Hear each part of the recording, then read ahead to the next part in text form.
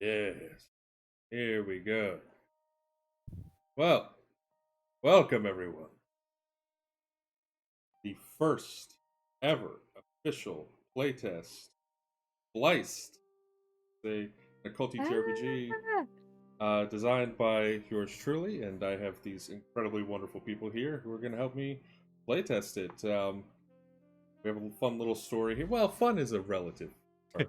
It's fun for me, maybe less so for your characters. But we have a fun little story here called A Rainy Night on 44th Street. So, without much further ado, why don't we go down the line and each introduce your characters, tell us a little bit about who you are, what you're playing, and we're just going to jump right in. Let's start with why don't you tell us about Isabel Barton? yeah. So Isabel is a grifter. She was a street urchin who sort of made her way up slowly in little tiny local rackets until she was given enough trust to have a small little organization of her own or a little like branch of her own that's mostly for in charge of pickpockets, the street hustle gambles, and occasionally like blackmailing minor political figures. Um, it's like small time, even so. She has a moniker around her home turf, but local detectives think that it's some, you know, older mob boss, and so she gets away with not literal murder, but uh, yeah, I think that's the core of who she is. Fantastic. And I'm very excited for you to play the grifter occupation. Those of you watching, you'll Yeah. see what grifters are capable of. It's pretty fantastic. But yeah, tell us about Jody Sanders.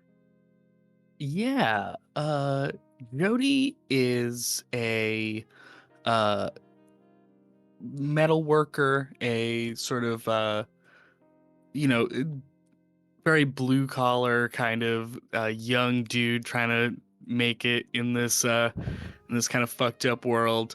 Uh but on the side, they've been using their equipment to kind of build out an arsenal for ass kicking, um, trying to take down the sort of fucked up fascist wave in their own city. Uh, I right before we got on described them as a blue collar worker by day, shit kicker by night. That is the kind of vibe. And yeah, they've just heard about some fucked up shit going down here and have are trying to do their best to do something about it. Uh, not the best socially, but we'll manage. All right. Well, I'm very very excited for that. I've played with you in a few streams, so I know what kind of characters you're capable of, and this is going to be pretty amazing. Now I am in love with this name, so please tell me more about Miracles. Uh, all right, Mira is simply a librarian. By day, generally well respected by the townsfolk. But at night, she's found definitely around some of the seedier parts of town, not getting into trouble, but sort of observing the strange and dark and unusual. So she's definitely crossed paths with some of you, maybe at crime scenes or right before a crime is committed, or maybe breaking some windows. But she's, just has a penchant for finding her way into the mysterious and being kind of an observer. Hell yeah. The the the occupation you've chosen allows for some pretty interesting stuff. So how that Yes, goes. I am an archivist, which is that's the actual name of it I should use. Oh yeah, I should say that I'm an inventor, huh? It's kind of the loosest definition of inventor. That's If you fine. attach two things together, that's an invention. Yes. It is. All right, and then I need to hear more about Dr. Alice Marchand. Pronouncing that. You are, you are. Hi, I am Renee Rhodes. I use she, her pronouns, and so does Alice, who I am playing today. Alice, Dr. Alice, is a local doctor, has been in Rosewood for a few uh, months, maybe almost, Rosebrook, excuse me, for almost a year now. And she has a number of local patients, people who pass through. She has a clinic that is readily available for walk ins and has seen all sorts of horrors. It does take its toll on her, but she, at the end of the day, maintains that she has the skills and she believes she should offer them for anyone who may need them, whatever the situation they may find themselves in, dire, grim, eldritch, whatever it may be. Uh, it's good that at this playtest that we're gonna have someone capable of healing. Oh yeah, she is the doctor playbook. And then, last but most certainly not least, I'd love to hear more about Landon McLeod. Yeah, so Landon is the town war hero, you could say. He's resentful of his time in the military, but happy to serve his country. Good old boy.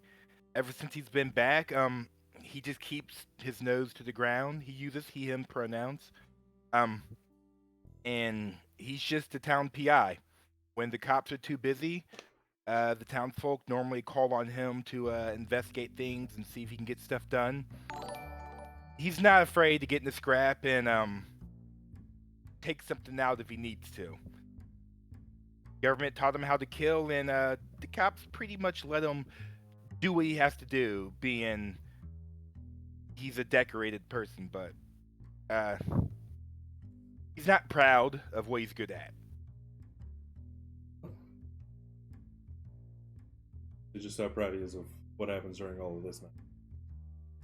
So, as I said, this is a playtest of my upcoming game Spliced. Thank all of my players for being part of this. Also want to give a huge shout out to at Game Goddess Alex Twitter, who designed the character sheets and the logo for Spliced. As we playtest this and figure out how the system works and how everything goes, and hopefully break the game a little bit so that I can go in and fix those rules up. We're hoping to get the full system out to all of you as soon as possible. I'm hoping by the summer. So I guess there's no better time now to jump in. The five of you find yourselves in this tiny but very industrialized coastal city of. This is a city far north, up right in Maine. It's cold, but right now, being the summer, rain every, adding to the glum, just dismal weather. There's a flurry of rumors spreading around town. You see a body found, particularly horrid state, looking as if they had been drowned and left underwater for weeks. But the man found had only been missing for a day and a half. Now, more bizarre, the man went missing on the opposite side of the country, California. Not many things can travel that far that fast. Time that this is set, which for all of you is 19. America is still reeling. The deepest scars from World War II seem to have mostly healed over, though it is a wild political, just rapidly. And leading only to this man appearing and then being found murdered there's been an entire series of kidnappings. This is the first real break. 5 of you, now just scant days after the man was found, find yourselves in a tiny coffee shop just across the street. The body was first seen underneath street lights on 44th Street. It's almost a ghost town. The city itself has at most a couple thousand people, but there are massive skyscrapers, a robust transit system. For everything that this city could hold, it holds maybe a tenth of its empty building. It's strange how quickly it's grown up. For Dr. Marchand, now you've been here a short time, but probably the longest of everyone. And even in that short time, you've seen new buildings being like construction starting every day. The construction workers here in Rosebrook are the busiest people by far, as there's actively over a dozen skyscrapers being built with no businesses and them, no people to live there. There's no explanation to why the mayor insists on building more and more and more buildings. A town that does not have the population. But sitting now in this coffee shop, there's a little sound that breaks through the quiet as one of the actual men working in the coffee shop accidentally spills a cup of coffee all over himself trying to bring it to a table. Hear a very loud "son of a bitch," and he just, sorry folks, sorry, and he begins to like gather up the broken pieces of the coffee cup and grab a mop to like clean everything up. But it cuts through 5 of you like to do. Can I ask a setting question? Just because Absolutely. this is particular. You said we're in Maine. Yes. What area of Maine? Are we talking Western Maine? Are we talking Southern Maine? So this is going to be Eastern Maine on the coast.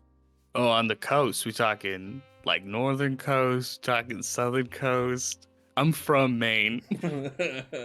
So this is actually going to be Southern Coast. Okay.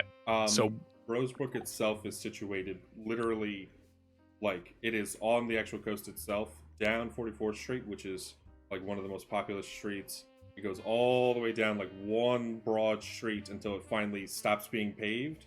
Then that path continues on up to a lighthouse set on a series of tall cliffs, just off of the city, less than a mile away. it's off Route 1. All right, cool. Great. So Jody will go, fuck a bud, you all right? Oh God! And they know. I'm fine. I just sorry, my hands are still shaky. Oh, good, bud. And I'll get down and I'll start helping pick up pieces here. I think, Alec, I would like to posit that Alice has recently seen and examined the body of this mysterious man. And at this table, she has essentially the autopsy and is just poring over it over her cup of coffee. And at the moment that this poor barista drops and spills this cup, looks up, kind of realizes that some of her contacts have arrived, and raises a hand to wave them over. To see how complete your autopsy is, you actually Absolutely. make a surgery check for me. So this will be the first check. Now in Spliced, you have 6 major abilities. I'm not going to go over all right now, but this one is going to be a finesse ability check, which is surgery. So Gonna roll a d10, add your finesse score, and then add your surgeries. Oh, well, Alec, I have excellent news for you. That is a 23. Ooh, very, very nice. I'm good at surgery. Now, I wonder why. I know. you got a very good look at the body, and you have, through, I mean, your own connections and also your own investigation, essentially the full medical examiner's report. Now, I would say that, you know, you got a good look at the body and were able to discern several details, and you have a copy of the official report, but you weren't allowed to do your own private autopsy. Fair. This is And I something would that the also police have say that been very there are particular about. there are probably still some vague comments and even question marks written in on the autopsy, given the mystery of behind this whole thing. So as complete as the autopsy is, I imagine there are quite a few glaring. Yes. So you notice a couple of things. And as the rest of you are waved over by Dr. Mashan and begin sitting down, I would say for Jody, you finish helping the man here clean up the cup, and he thanks you and heads over to get a tray to bring all of you coffee or whatever you would like. And the report that you have and the little notes that you've made show that this man died officially of drowning. There is very extensive decay already. Time of death, the medical examiner originally thought was perhaps a couple of weeks ago, since he went missing a day and a half ago in California. They kind of chalk it up immediately to animal life, fish or other coastal animals feeding on it. They're there's all sorts of things that could mess up time of death, but drowned, and you also see that beyond the water in their lungs, there was seaweed in their mouth, as if they had choked on seaweed. But you noticed something that the medical examiner did. There were dark bruises around his wrists and around his throat, ligature marks implying that he was bound and that he was strangled. Now, considering the decay of the body and also trying to chalk it up as, oh, maybe he fell off the cliffs and drowned, guess that it's possible that police don't want to start a panic that someone had been found murdered in Rosebrook, but he was definitely strangled and he definitely had his hands tied. Alec, I wanted to say my character would be coming in a little late right now, right through the rain.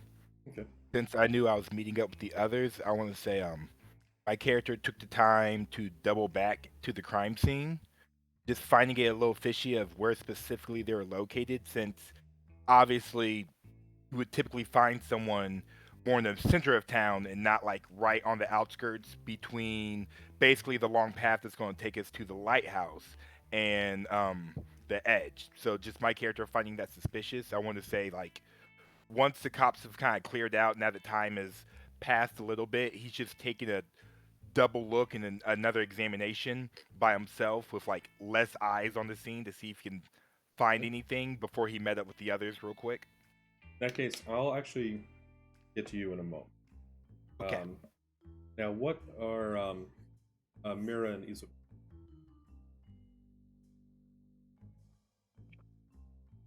I think Mira would also be a couple minutes late, but mostly because she missed the bus, even though there are 1,000 buses all the time.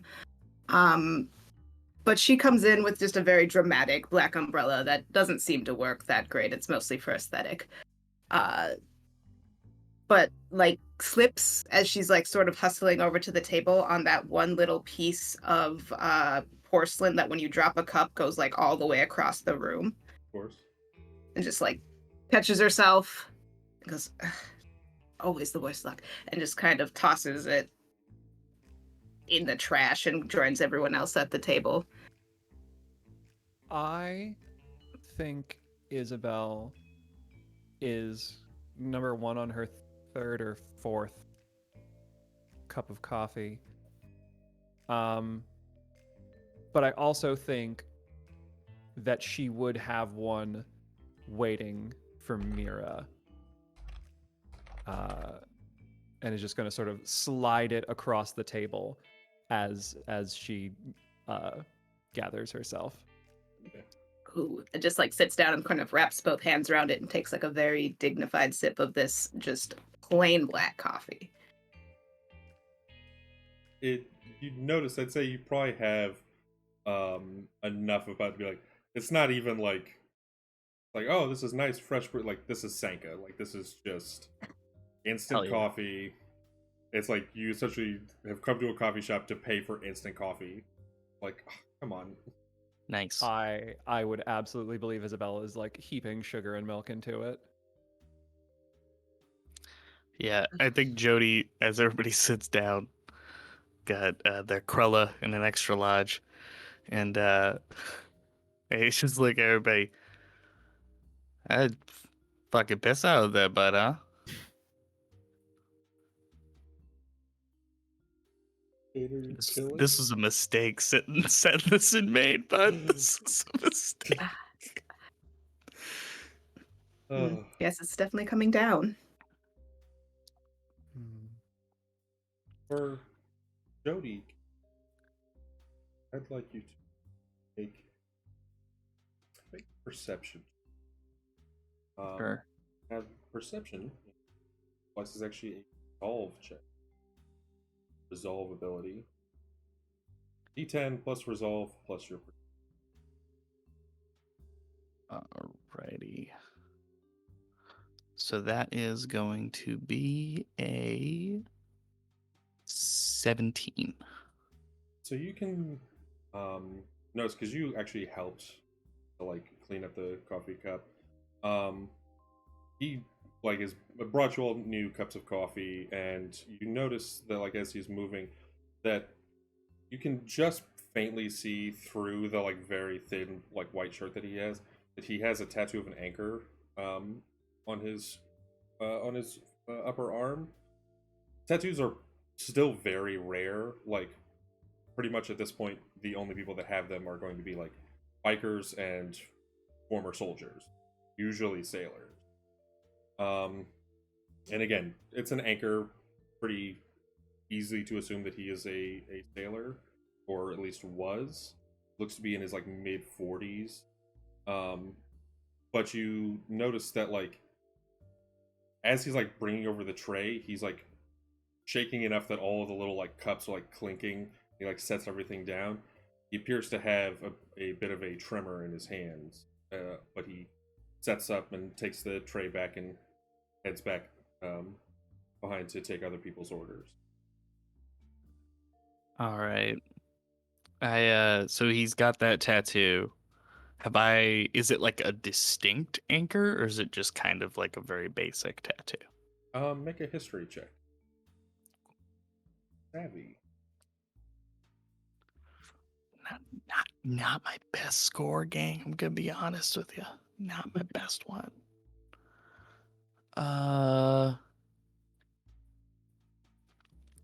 It's gonna be a 6.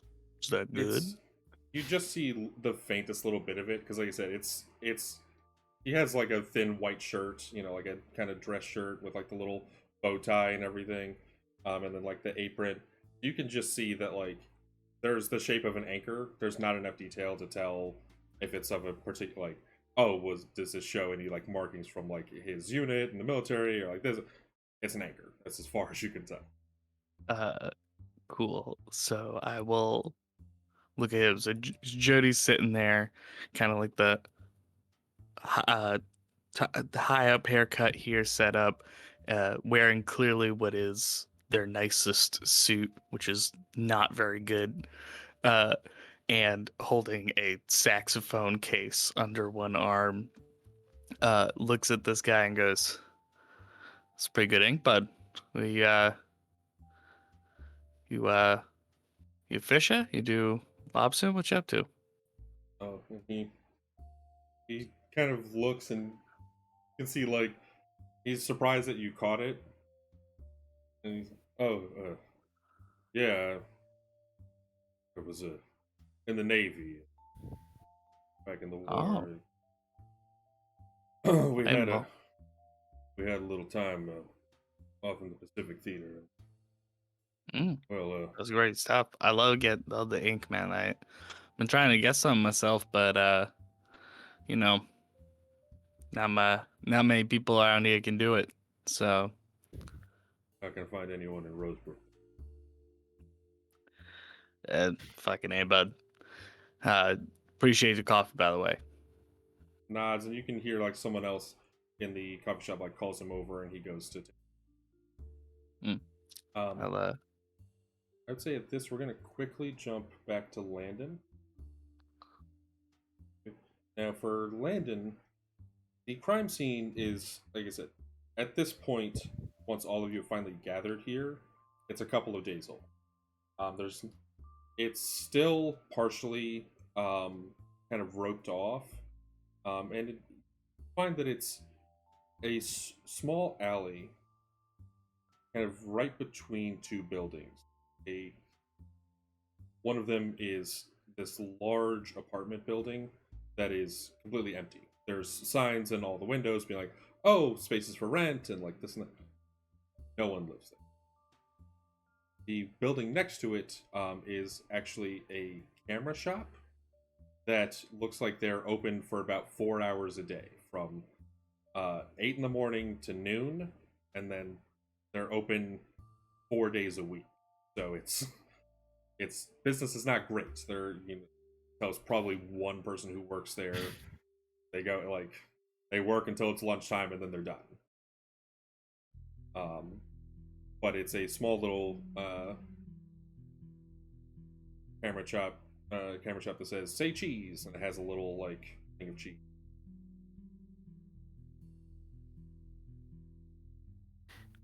Okay.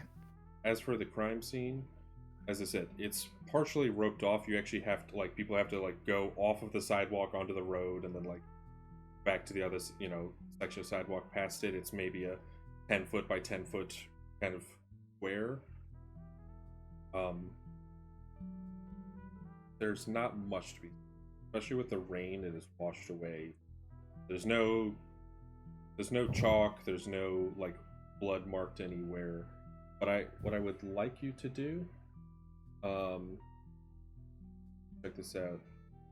Make an investigation check, personally. For this, you're actually going to have a -2 penalty, mostly washed away. Okay. That's a 6, so -2 on that. And it will be the die plus my investigation plus my savvy, right? Correct. So that is going to be 6. That's true. Bam, bam, bam. That is a 9. That's before or after the -2. That's with the -2. Looking around, there's a bit of an elephant path down the actual alley where it shows like people have walked down there enough to like tramp the grass down. You guess that like this alley gets semi-regular use, and it heads down about 50 feet and then stops at a dumpster. But you notice that it curves off behind the camera shop. Mm-hmm. However, it goes maybe back another like 10 feet, and then there's a door leading into the back of the camera shop and another dump. There's really not much here in physical evidence to find that like I said, the rain has washed away practically everything. But the last thing I'd like to do is make an augury check, just to discern anything. Okie dokie. Add the minus to that too, or straight? Great. All right. And augury is in resolve. That one is an 8. So augury is one of the weirder checks in Spliced. Most of the resolve checks are. This is one used to help like, understand omens, to discern different clues, to kind of gain an an augury of what you're reading here. Mm-hmm. This is still pretty baffling. From where he's at, like, the way that he's positioned makes it seem like he came out of the alley. Like, at least that he was positioned facing away from the alley, so it seems less likely that he was dumped from the street. And he's also a few feet back from the actual curb was where he was found. So it, again, seems less likely that he was like, oh, someone drove up and tossed his body out of a car. You're like, okay, well, it seems like he came from the alley. But there's nowhere really to go besides apartment building, which is empty, or the camera shop, which is closed most of the day. Right now, it is, of course, closed and completely locked up. It's the afternoon. Okay.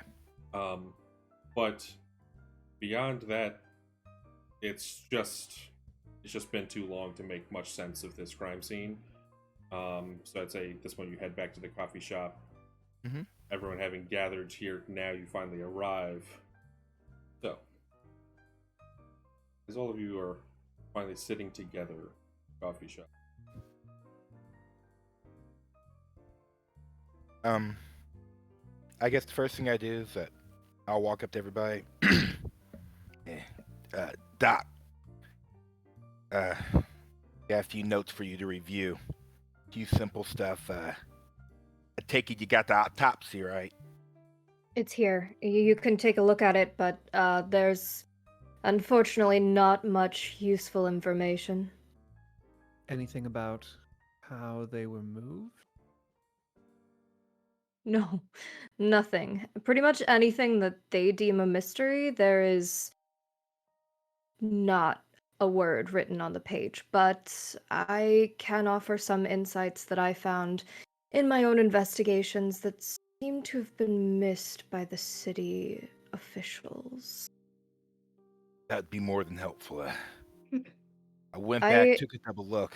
Couldn't find much there. Maybe there's a few things we can get questions from, but the scene, more I look, the more questions I get, It seems like this may be one of those cases. I will pass the papers across the table to Landon, with kind of like a gesture to pass them as necessary. My notes are written in on top of the copies that I received from the city, with a different colored ink. Okay. And I'll just exchange, while you're doing that, I'll exchange my case notes I have of just everything that I found so far with you. Basically saying, yeah, let's share with the class. And like, you can see as he does this, he pulls out a soggy pack of cigarettes and lights one up and ashes and grabs a cup of coffee and goes over the notes while passing it to everyone else.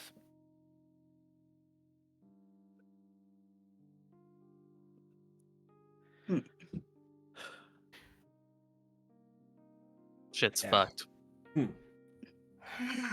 Indeed. What I will Very say, new. while you're looking at the notes, you can see that, yes, there's a lot left out of the medical examiner's report. It's basically, the person was found, they look like they decayed a lot longer than they presumably actually died. Fish probably ate them or other coastal animals, and then like that's it. There's no guesswork as to like how they were dumped. There's no understanding as to like who the lead investigative officer is. There's several missing pieces of the report. At this point, there is an expectation. I'd say just all of you can baseline guess. This isn't like poor detective work. This is intentionally leaving things blank.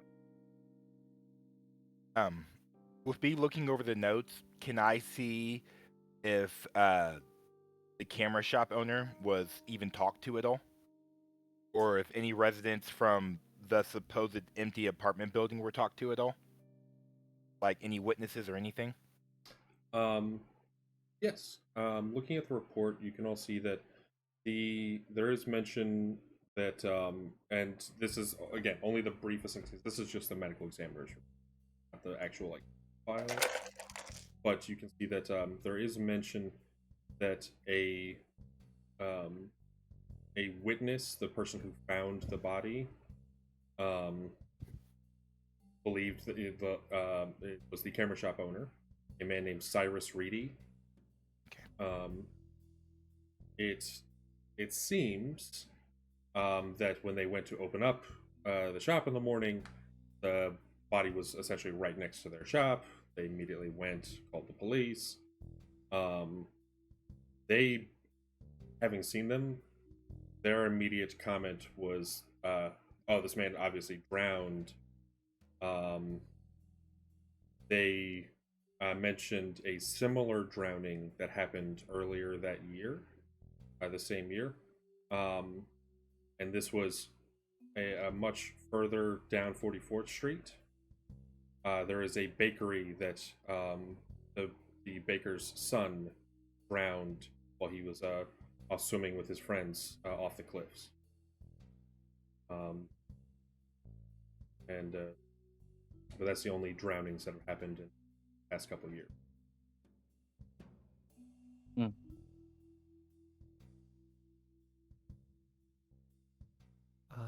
Isabel like leans forward and like sets her coffee cup back down and like just gently taps her finger against the police report. Now I've seen enough of these in my time to know when how do I put this delicately? A screw job is going on. Someone yeah. somewhere is not being forthcoming.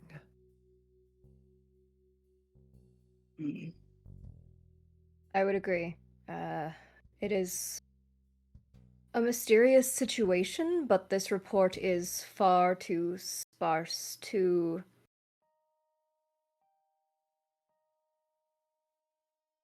speculative. So here's a plan. Let's put together what we got. Right? Isabella, I know your connections with the Undercity are a lot more vast than ours may be. Tell me,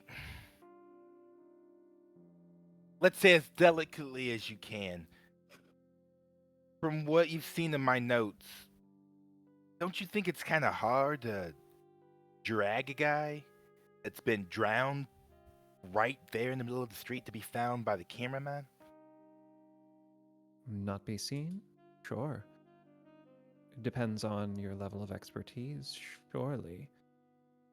Although, I'll admit, my connections in this particular environment are a bit spotty.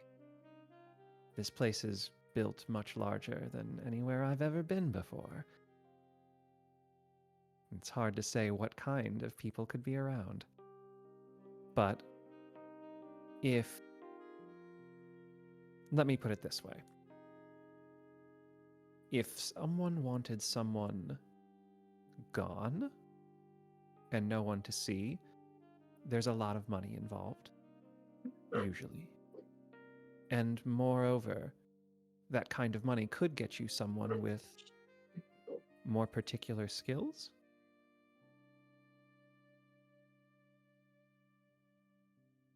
That's a lot of sense making there. But there's one more thing that really bothers me. That alley's well used. Goes straight to the cameraman. Camera guy's barely there. Finds the body. Drowned guy, right?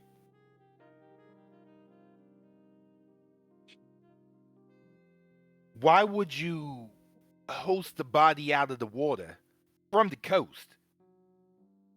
Drop him in the street. If you're gonna drown him, it's been raining. It seems like weeks now. There's a lot easier ways to drown a guy than to dump him in the sea. And if you dump him in the sea, why would you bring it out to show somebody? Either a killer wants to be found, or there's more foul play here. You know what I mean? Oh yeah. I'm You c- also not entirely sure drowning is the cause of death. It's complicated. This man clearly drowned, but the drowning in and of itself is an impossibility. It's possible even that this didn't happen underwater. That's actually a good point. Well, you, like, Mira, Drown I on know. land? Well- Yes. hold on. If I may, Mira, can I ask you a question, please? But of course, Mr. Landon.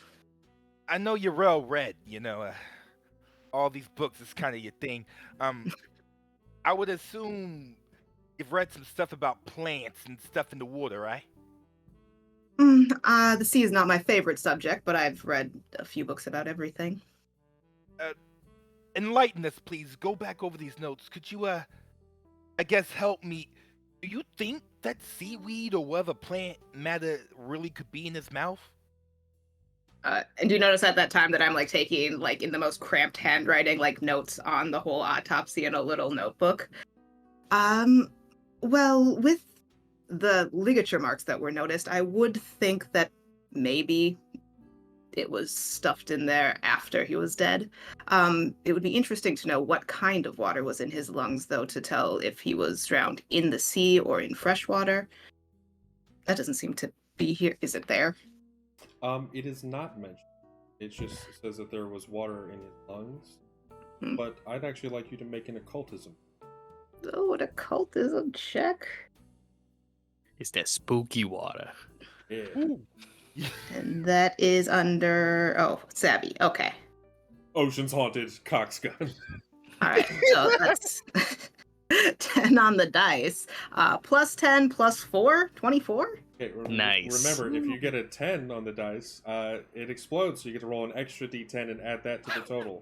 All right. Spooky. 48. Plus 2. Nice. That's 26, I believe. Yeah. Yo. So, it does not mention whether or not it was fresh or salt water, but there is a small little black and white picture of the sea that was found.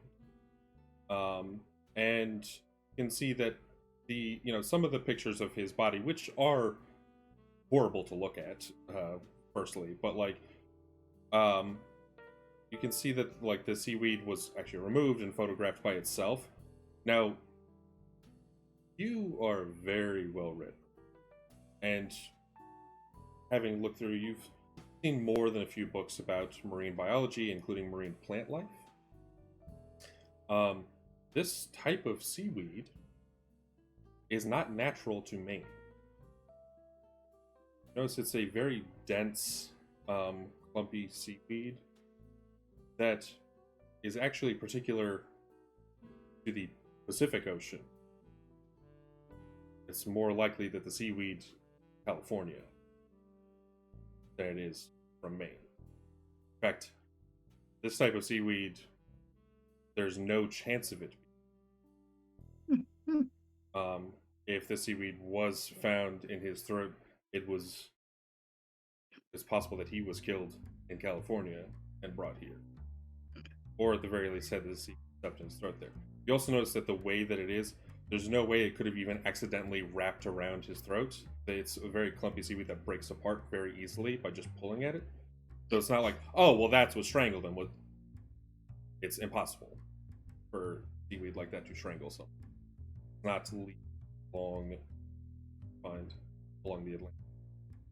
Mira, in that notebook of yours, do you have anything else to go on with this poor man himself? Do you know anything about the victim?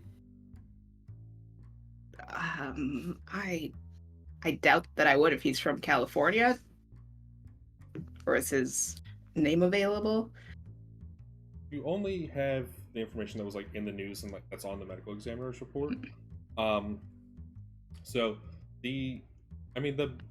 as for the man himself, that's a lot easier to find. You can see that the man is Barnabas Olmsted, California native, born and raised. He served for a brief time in World War II, but he was actually sent home before seeing any active service. he was allergic to onions, which essentially meant that he could not serve because ration-wise, onions and everything.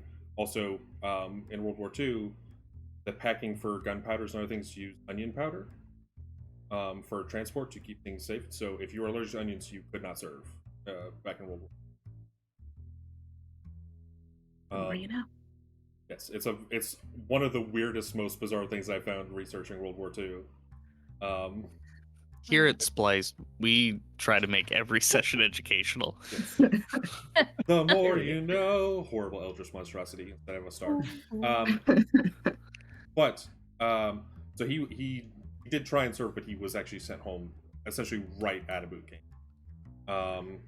With it, I mean, a what's considered different than honorable discharge. So he doesn't get like nice fancy pension or anything like that, but he's not arrested. It's not dishonorable. It's just kind of like an honorable discharge. Yeah, it's just like, okay, you're no use to us. Get out. Is pretty much as nice as it was. And you can also find that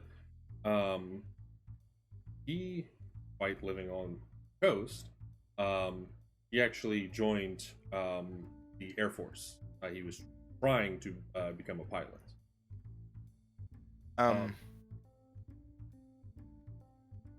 Yes. I was going to say, like, would my character have had any history with him? No, absolutely not. Okay. Now beyond that, healthy man, mid-40s. There's, in decent shape. He's not like in perfect, flawless bodybuilder, but average, decent shape. And he actually lived along the coast, California. Beyond that, there's not much you know about him.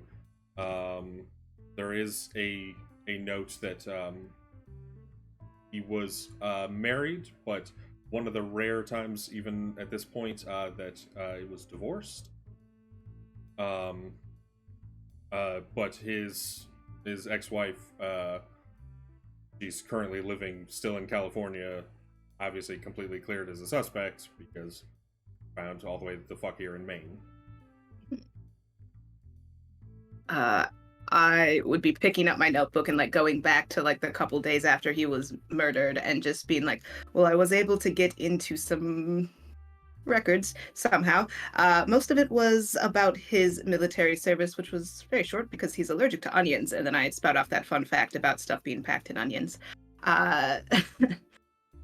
But I can't say that there's much to be known about him. I mean, you could call his ex-wife if she's available and knowledgeable, but I'm not putting together anything at the moment from what I have. Okay. Understood. Did anyone in the town know him? Here. I would say I actually want check right now. I want everyone to make a augury check. Ooh. Ooh. Okay, Not great at those. I'll take it. Hungry. 9. 17. Very nice. You said it explodes on a 10? Yes. Okay. So you add another D10. That doesn't explode any further than that, but add So 26. Very nice. 8. Okay.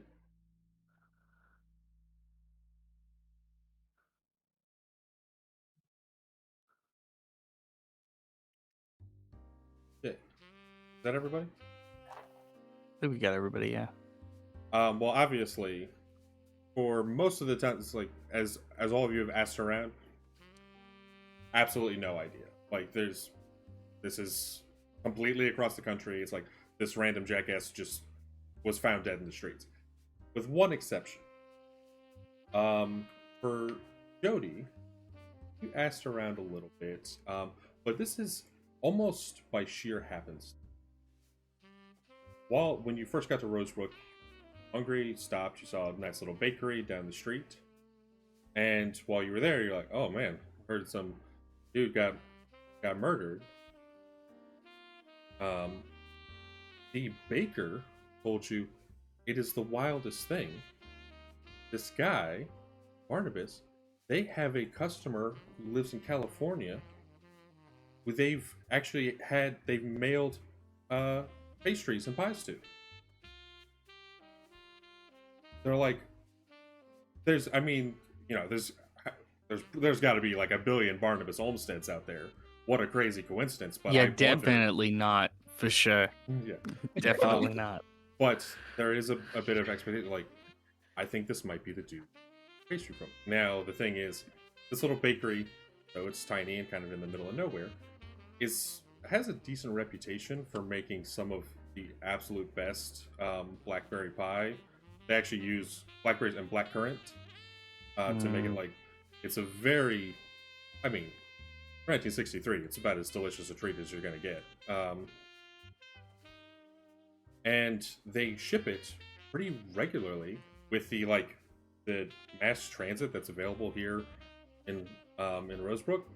It's actually a lot easier to ship from this town than most other places, even like much bigger cities, because they can get it straight to an airport and get it sent away. And they have nice little, kind of insulated boxes to send these pies. You just go and they have a little thing that you like, okay, pop this in the oven for 45 minutes of this, and then there you go, you're good to have pie. They have ordered from the baker before. Incredible. With I'll, how long? No, sorry. Yeah, no, I'll relay this to everybody. And it's like, it was weird, right? It's like, obviously everybody in town takes notice when a guy from away shows up random dead in the middle of an alley. But like, this dude seemed to like know him specifically from pastry shit, right? So weirdest little connection, but there is a connection. Perhaps So the baker's pies are really to die for. A man is dead. With us, Bakery have a name. Yes, it is Sweet Dreams, and it's got a little there's a very fine little neon of a pillow with a pie resting on it, like the pie is going to sleep. Sweet Dreams Bakery. Fucking hilarious. GM direct question. Sorry. The second that's mentioned, like, I think Isabel's gonna sit forward a little. Is there any knowledge that she would have of something like that being mailed, like services garnered like that in Fairhaven, like people that she knows purchasing from them? Actually, for this, I would like you to accuracy. Give you a +4 to it. Background. Ooh. Bureaucracy is savvy. All right. Well, I rolled a 1. So that is a total of 11.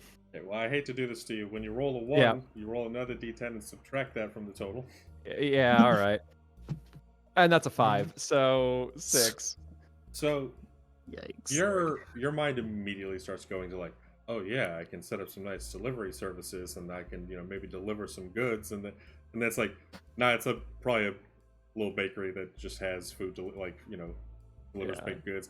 It's kind of like if you call like probably larger cities and put through to an operator, they're like yeah, I'm looking for like some of the best. But it's like, oh, this place is highly rated.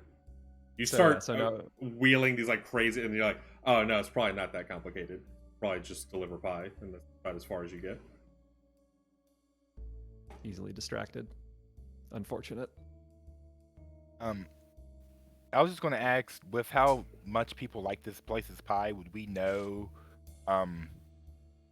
Does this place basically make a lot of money for the city? Would we know that? Would that be something our characters might be privy to? You can similarly make a bureaucracy. Oh, okay. I'd also like to ask how long ago the baker's son drowned. So he drowned 2 months ago. Is actually that 49 days ago. Wow. I got 11. 11. So, um, I mean, it's not like business is booming. Like it's there's not a ton of people in town to like constantly buy from this place, so they probably do most of their business by shipping stuff out. But it's still not really, outrageous. Like, oh yeah, this is the hot stuff. It's they're making just millions. It's like, no, there's a couple people who work there and they ship pies out. Like, they probably if they sell 10 pies in a day, like 6 or 7 of them are ones being shipped out. Well, with everything that we got here, guys, Isabel, you're pretty good. You have certain skills that make you looking into things that may bring more attention to me or the others easier for you, you know? You can just say I'm a good liar, dear. You are a wicked good liar, though. That's true. Look, Let's I stop. was raised I'm on blushing. this, I don't want to call the worst out in you. I'm a murderer, for Christ's sakes, Jesus. Was not pretty. But, I fucking look. kill people, do you? Don't see me bragging about it. Jesus. I don't think it's something to brag about, but here nor there, let's just go look at this body, right? Let's go, because clearly, as much as I want to believe in our boys in blue, they Ugh. failing us here. No. The cops, to Isabel's point, lie. If there are better liars than Isabel, it is the police.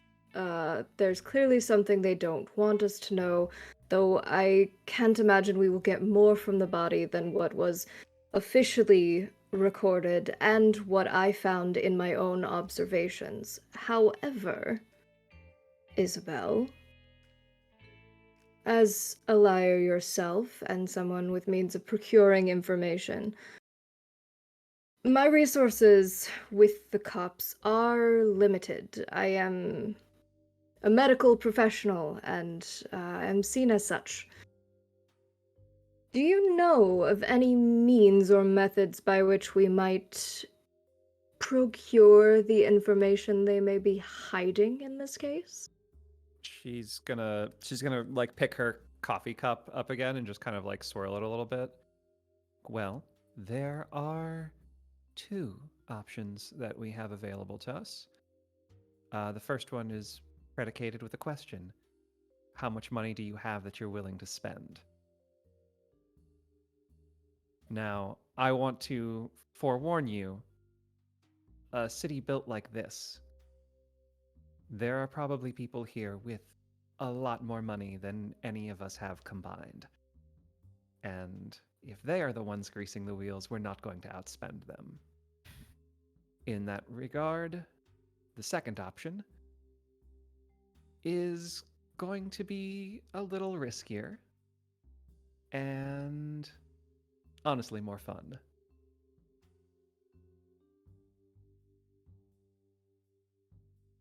Go on. We're going to have to con our way into the morgue. Hey, if you think you can do it, and it'll save us the dough. You see, Landon reaches in his pocket and counts like the mold and flies in there. Look, we gotta pay bills. I trust you. Open your wallet, an actual moth flies out. Oh shit! A choice you'll make, but understood. She's gonna like look around at all of you for a second. Doctor, would Yes. you perhaps like to accompany me on this little excursion? I can. I'm Seeing as- happy to offer whatever I can as a medical official. I was there yesterday. Interesting. I don't think any of the rest of us have the training necessary to understand what we'd see. A question, perhaps. oversimplifying. If you were there yesterday, can you simply say you forgot something, go in around close, and let someone in the back door? I don't know how morgues It's work. not out of the question. Say that's something that you could possibly get away with. You try it.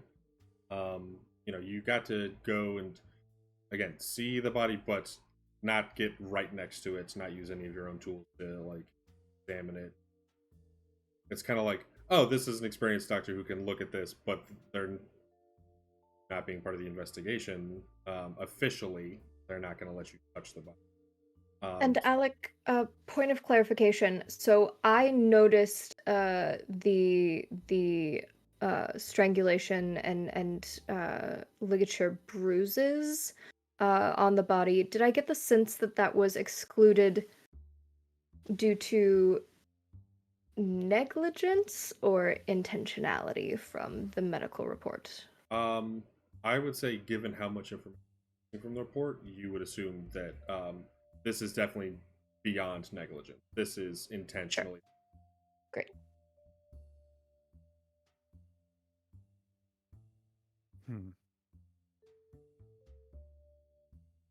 I think that's our best option. Now, here's the question I'll pose to you all. I have two ideas. I'm not certain either of them are my best. And before I proceed with this, GM, I want to check something to make sure I'm not going over the bounds of what I can do as my character. Of course. Is it reasonable to assume that Isabel has some form of fake identification Yes. in Because you are going to start with a disguise, I'll say you easily have fake ID. Great. I would like to specify that it is like Fairhaven law enforcement. That's fine. Okay. Yeah. Great. Then she will go and it's like, we can try and talk our way in as officials, or I can pretend to be the grieving widow. What do you think is going to get you better access? Certainly, it will be the official approach. All right. Then, and she's gonna like, I don't know if you all have seen the art for it, but one of the things I asked Dina specifically was to unbutton the top button of her collar because she's kind of a rake. She is going to actually button it and then straighten her tie. Nice. Well, actually, on this note, this would be a great chance to show the art and also for everyone to stretch their legs, to use the restroom if they need to. We're going to take a quick 5-minute break before we head out to the morgue, and all of you can see the absolutely lovely art done by our own incredibly amazing Ina Coffin. So we'll be right back, Let's folks, go. and we'll see you for the rest of the first episode of A Rainy Night on 44th Street. So stick with us, we'll be right back.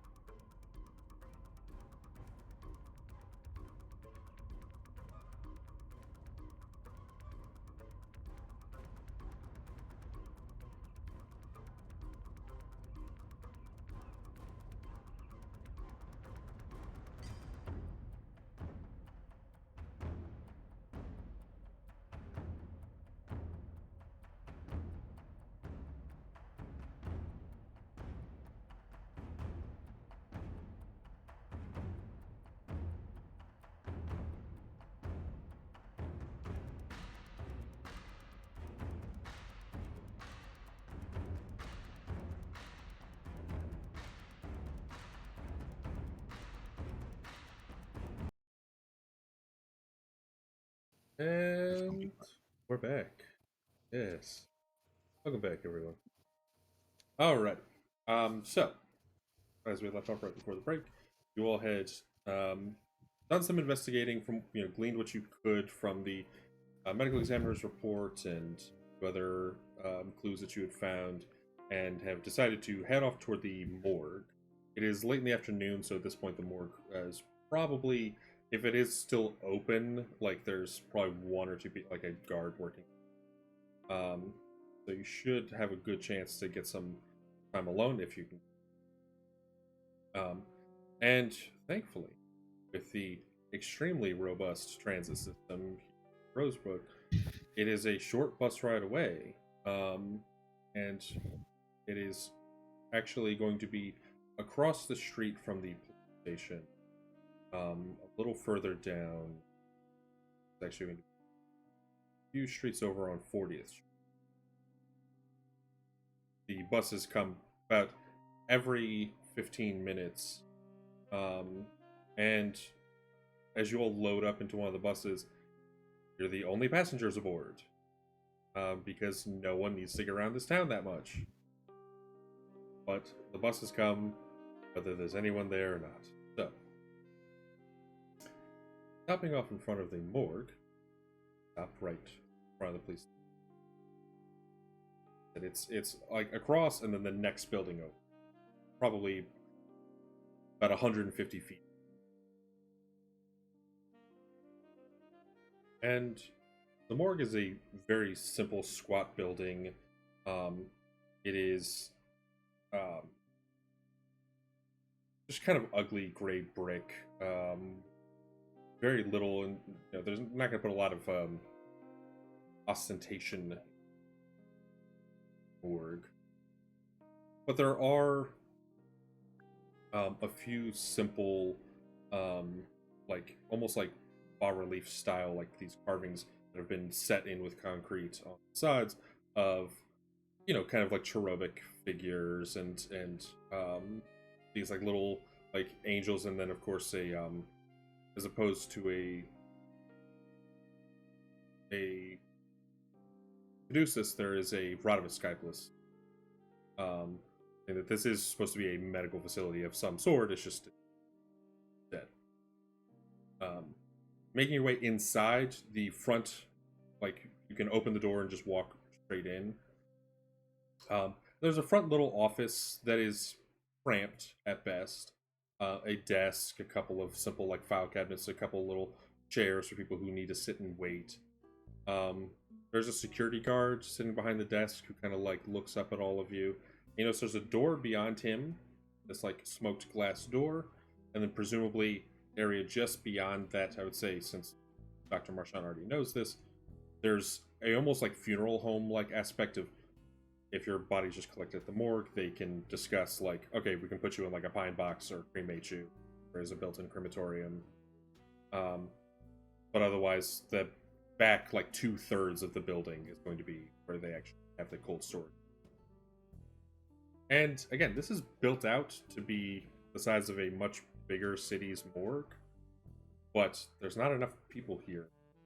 Like, the place could fit like a third of the actual residents here right now. It's crazy how huge this morgue is compared to just how few people. But the guard looks up at all of you. Great news for us, considering that we do need to do some sneaking here, and there are not enough people to populate this very, very big building. Great, Yes. great. Yes. I will say it might be wise for us to not all come into the lobby together. I'll say it's up to you who actually goes in, but behind the desk there is a security guard who he's not police, he's actually private security for the morgue. And he's a man who's like maybe mid-50s, thick mustache. He has what looks to be a kind of thermos of coffee, and then a box of donuts. Looks to be about a dozen and a half donuts that he's already torn through about a third of them, and he's like maybe 2 hours into his shift. Like, this dude is like crushing this box of donuts, but is sitting at this little chair. Who all is going in? I am for sure. I'll also go in, just as a social backup. Okay. Does it look like I'm based on the shape of the room? Does it look like once they're engaging the guard, I could potentially Yeah, have enough this room is to sneak by?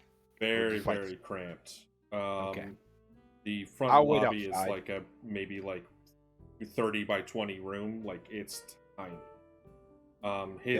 His desk is like it's like IKEA table size. Like it's a very tiny little desk that you can see that it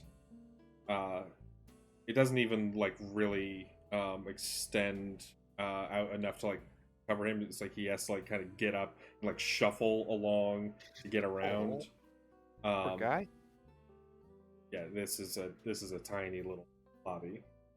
Yeah, I'll just wait outside in the rain and smoke a cigarette while they're doing their business in there. Keep a I lookout. I wanted to ask if there was, like, based on my knowledge of the morgue, having been here a few times before, if I knew if of a good side entrance where our companions who couldn't come in through the lobby might be able to enter with us midway through this little heist. So there are two other entrances I know of off the top of your head. Firstly, there is a skylight in the like funeral parlor. Now that one you don't know if it's locked or not. You saw that there's an actual skylight to allow some like natural light, and it's You want to come in through the skylight, Landon? um it's not like stained glass, but it is a tinted glass to give this like very soft kind of like almost amber glow to the room. Um, just to kind of help people like relax as they're like sitting in there talking about final arrangement. Beyond that, at the very far back of the building, there is a fire escape, like a fire door. Presumably, there's a fire escape that goes like up because this is only a two-story building. So it's like there's not, you can basically just like go down a ladder from any fire escape on the second floor. But all of those ladders are pulled up at the moment. The fire door, you do know, is alarmed.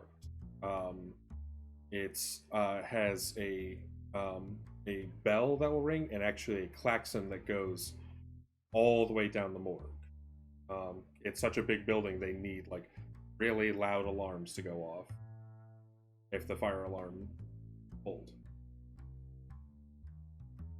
I think I'd inform Landon of these entries with the kind of caveat of do whatever you need to do, especially if our entry goes poorly.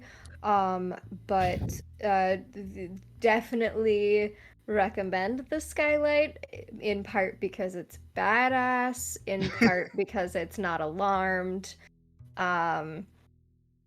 But hopefully this will go well and you can just enjoy your cigarette outside. We'll be back in a second. What is Mira doing? I would stand outside with Landon. And at some point I would kind of like, as he's like halfway through his first cigarette, just kind of look at him and be like, do you think we have a police contact in common that we should be shaking down right now?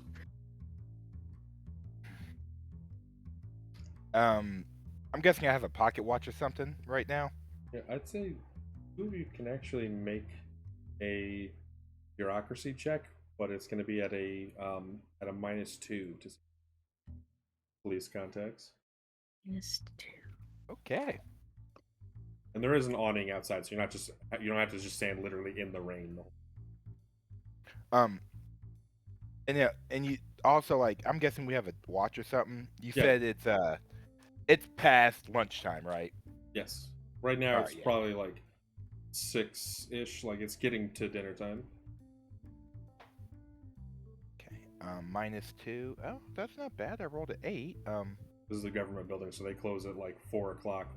Most of the time, probably at 2 o'clock. 14 for me. That is a -2, 10 for me. I'd say you're both aware of there are multiple detectives in town. You don't know them well enough to necessarily get any favors out of them, but you're aware of like a couple of detectives. I would say you both have heard that a Vincent Green, the detective that's investigating the case, um, you know them well enough that it's like, oh, if you saw each other, you'd be like, oh, hey, and they would know your name, but you're not friends. They're not likely to actually do anything to help you. Just are aware of who. Okay. I mean, Vincent maybe, but we should probably wait till one of the more sociable people can talk to him, unless you're good at buttering them up yourself, Mira. But no, I tend to keep to myself when it comes to normal beat cops. But here's another idea too. If we don't want to just sit around twiddling our thumbs, maybe you can take us down to the library or something, and we could look in the white pages. The camera shop's closed, right? So let's go to the owner's house and have a chat with them. I'm sure you know your way around the library. You can probably look them up in the archives, right? Is there like a payphone around that has a phone book hanging from it? Yeah, you can easily find his address. It's the '60s, so Yeah. you can just be like, oh, here's all your personal information, and just like go to someone's house. That's which I will say, Cyrus Reedy lives in an apartment building that's actually on 44th Street. It's just like, a block and a half away from where his shop is. So that would be a very quick. You could literally you could take a bus or you could walk over there. Bus would be faster, but either way, if you guys are gonna do that while they're in the morgue, you can. Otherwise, you can. Jody, are you going in with them? You said. You're muted. Muted. Sorry, I was having some audio trouble. Trying to fix it. Yes, I am gonna go in with them. I figure having a local is a good social backup. So I will try and have that as an option for them at the very least. And then, worst comes to worst, for physical protection, I feel like I'm useful. All right, that's not a bad idea then.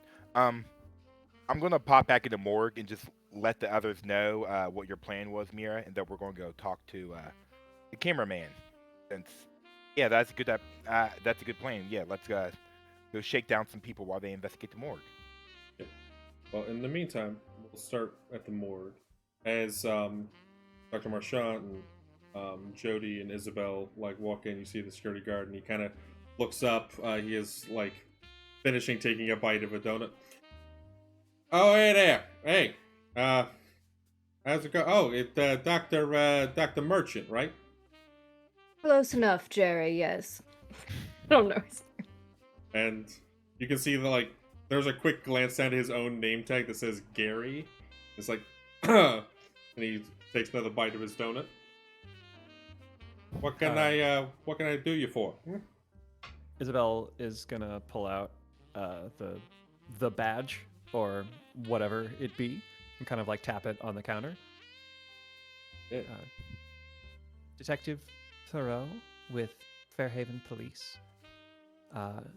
We understand you have a drowning victim by the name of Olmsted.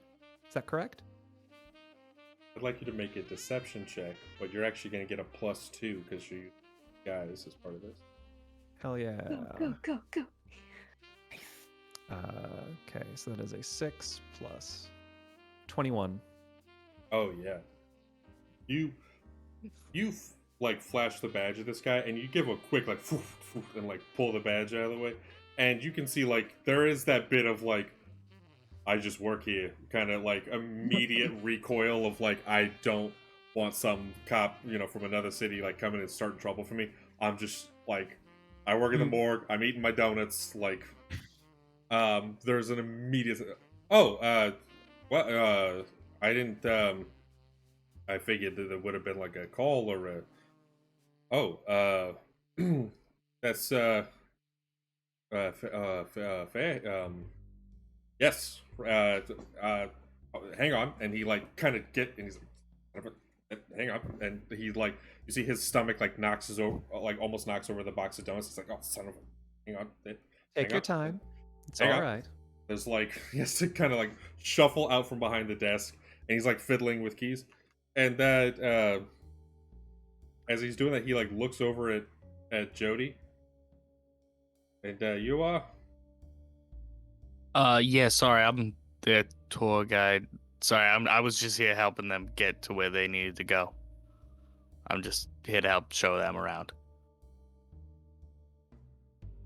Jody has in fact been quite helpful. during Yeah, our brief sorry, stay I in should your fair introduce city. myself. Jody Sanders. I'm from Bath.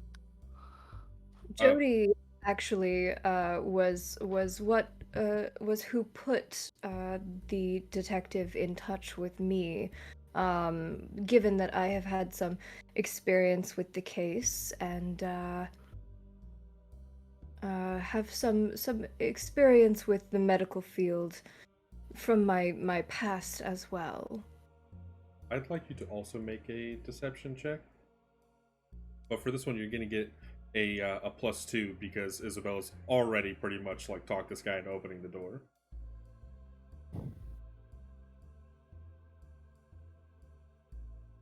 I am assuming Gaynor is. Do I need to do it as? Do I need to do it as well? I'm wondering, for both of us or just For both of you. Okay. Okay.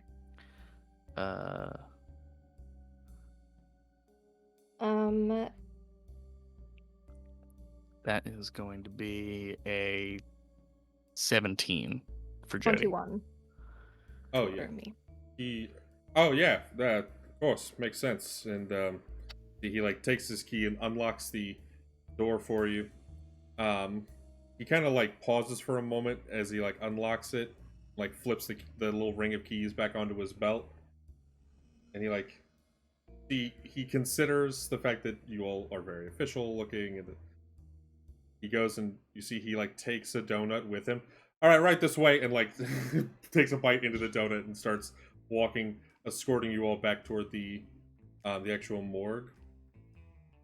And as you start walking, you can see that he immediately passes by this funeral home. The door is currently closed, but there's again another smoke glass window set into the door, and you know that, like I said, they have very, very simple options. Most of the time, like, people find private funeral homes if you can't afford that, or if you just want the quickest, simplest option, or if, like I said, if it's some John Doe who's discovered and they need to make a quick choice, like all the arrangements are handled here. Past that, like I said, it pretty quickly becomes just rows and rows of like buildings set with freezing like actual holes to like store all the bodies, like all the cold storage for the bodies. Most of these, the lights are completely out, and there's no one stored there. There's not a room in here. He takes you to the 5th room of cold storage, and finally like unlocks the door, and like yeah, right in this one, and you see like which one was it? Kind of like looks around. All the little like drawers are actually labeled, so he and he goes and opens it up, and he like slides the body out. It's covered in a sheet, but it's still pretty grotesque. The sheet itself has like a few dark patches on it, and you can see that there's just like the slightest bit from like eye level up the top of his head. His hair is wild, and you see like his expression is one of like abject horror, looking out. But the security guard like takes another bite of his donut. Ugh, poor son of a bitch. Well, Doc, I'll leave you to it. Officer, uh, Jody. Jody. Jody. All right. Thank I'll you, come back Gary. to check on you in 15.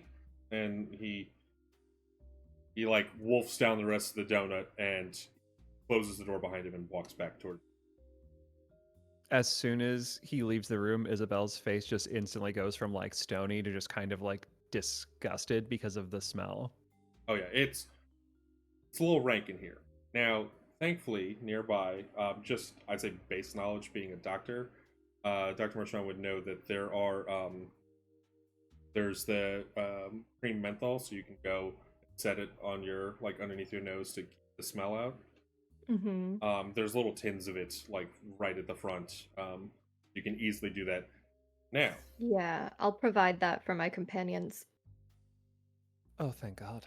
Which, providing that, thankfully, you all won't lose any sanity from the smell, because it is horrible. But as far as the body itself, who would like to uncover it? I do also want to ask if there is any access to files in this room. Yeah, I was gonna look for that. Because I think that setting one of the non-doctors to that, and I would suggest not just pulling this file, but also the baker's son. Yeah. And then also, I will handle the body and the smell and the sheet and everything. No one else need feel pressure to do that. Yeah, I think if we want to split up resources, I would say Isabel maybe goes to check out files and I will be on watch at the door. Um, I feel like that is where I'm most useful, unless you would like Great. help, Doc. Uh, it depends. So full transparency above the table. I do not lose sanity from seeing a dead body. I'm assuming no matter how grotesque this is, but you may not want to witness it. So if your skills are better used by the door, I'd say yes, go for that. And then we'll all kind of like have our Yeah, areas of my expertise. sanity's pretty good, I will say, but So also like I think overall my skills are more suited towards that. So I'll go up to the door, and again I've got my saxophone case here with me still, and I'm just gonna uh unbuckle that, not open it all the way, but just have it open, ready to be easily opened under one arm. Yeah. And I'll watch out the door here. Now, there are files in here. There is a locked file cabinet opposite. Okay.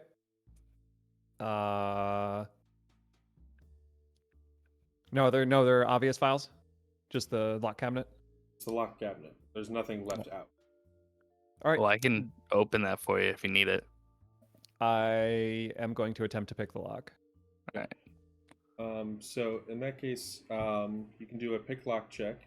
If you would like help from Jody, you can get a +1 to the Oh, check. absolutely. Yeah. Yeah, she's not that prideful. Get a +1.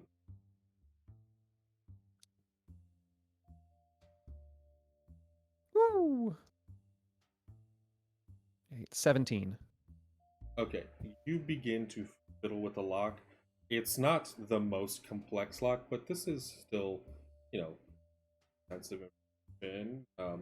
And like very carefully, slowly begin to like jimmy lock. It'll probably take you a full minute. That's fine.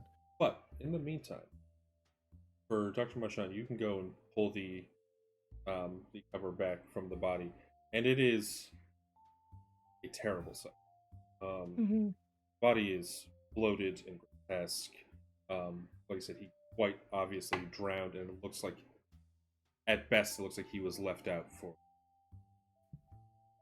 something has like torn up his body. And your first initial guess, just looking at it, not even rolling anything, first initial guess is like, okay, yeah, probably animals are like, scavenging like little, seabirds or fish or something like that. But now you have a chance to actually. So for this, there's 2 checks I'd like. Firstly, I'd like you to make surgery. Okay. That is a 19. Okay? And the second would be an augury. Interesting. Alrighty. That is a 1 with a total of 9. So only a 2 on augury. So you very clinically begin to analyze clues here. Not necessarily how they might connect to each other, but you begin to pull apart some of them. Firstly, around his wrist showed bruises of like ligature marks of having been bound. Not by dense rope, but they're very though there is a little bit of movement. It doesn't show like typical like rope burn or anything that would imply that this was done by like rope or twine. It actually looks like they were held in place by leather straps. They are very broad and exact edges, and it looks like they. You notice that they bruised the top of his arm, but not the bottom of his. Okay, as if like just struggled the very top of it. You can also see that strangulation mark around his neck. Your immediate thought, having seen it from further away, is okay, he's clearly strangled. And there are signs of that, but you notice that larynx isn't crushed. There's not markings that seem to imply that, or any like breakage along his like windpipe. Like he struggled hard and probably had difficulty breathing, but it would not be enough to kill him. Okay. Now, analyzing his lungs, find that there is salt water in them, but there's also a very strange substance. The average person might not know it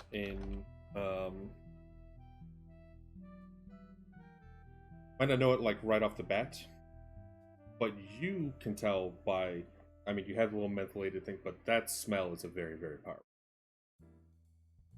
In his lungs is formaldehyde. Ah. That's gross. Okay. I would say I have the file open next to me, and I'm scribbling my notes in to some of these blank spaces, where information was clearly lacking. I would also say that Alice has had an experience with horrors before, and that she has like a baseline suspicion, but has like no clue how or what or anything like that. Just like that nagging feeling that like something isn't, like, this clearly is not natural. That's neither here nor there, but that there's also something beyond that has caused this like mutilation of this creature. There's something she can't name and can't imagine. And so she does kind of make a note of that at the top as well, but with a bunch of question marks too, because there's nothing else she has to go on. and if this is the end of her work, does try to quickly wrap up, recover the body, and make it look as like it was as possible. There is one last thing that you noted. Oh, interesting. On his ring finger, there is a bit of a tan from where he wore a wedding ring, but slipped a little further up the finger, just past the actual knuckle. You notice this this dark bruising mark, implying that he wore a different, larger ring on the same hand. And you notice that there is what looks to be along the entire bottom of his finger this scrape mark and a puncture wound at the bottom of his finger, implying that the inside of the ring had something sharp in it, like a little needle point that when he put the ring on, it's like punctured into his hand. But someone took it off, and you can see that the wounds having taken off that same like little drag mark was done post-mortem. Someone ripped a ring off of his finger after he died. Okay, I make note of that as well.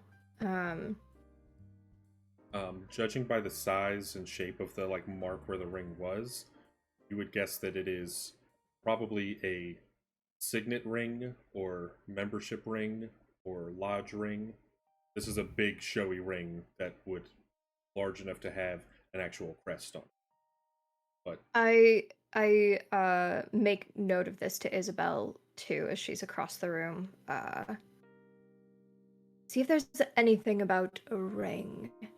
I'm not sure what it would look like, but some sort of bulky signet style ring. It might be important. Jewelry. Got it.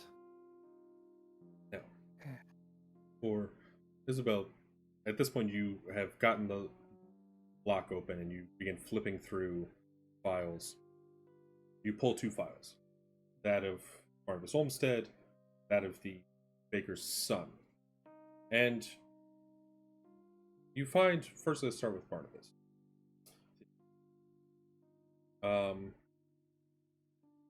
You see the medical examiner's report that Dr. Marchand had a copy of.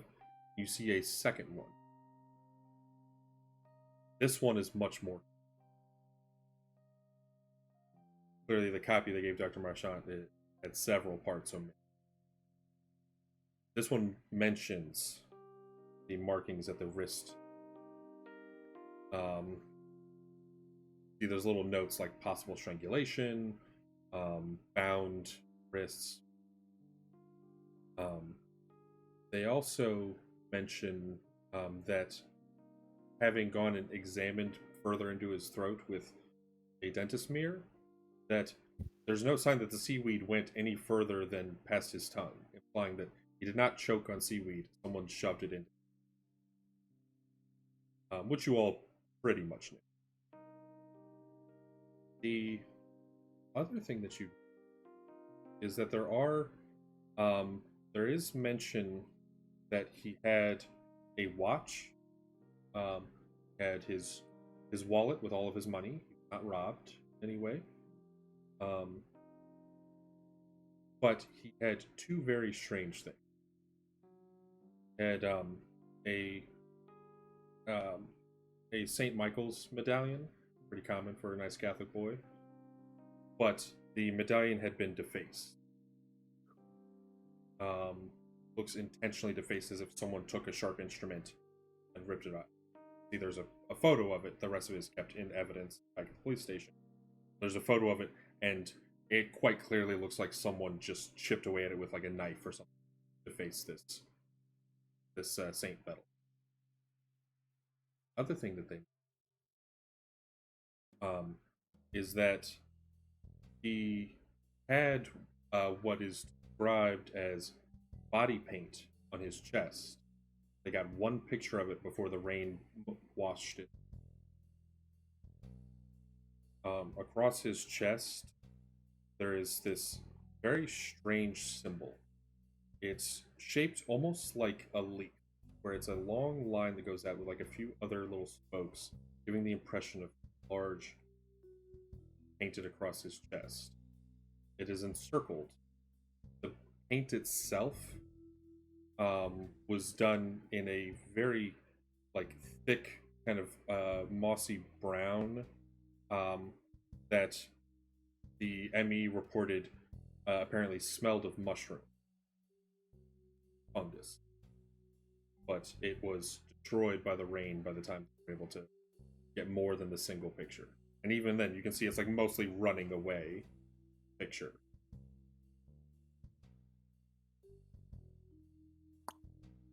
Seeing the symbol in the file, I would actually like you to. Hell. Okay.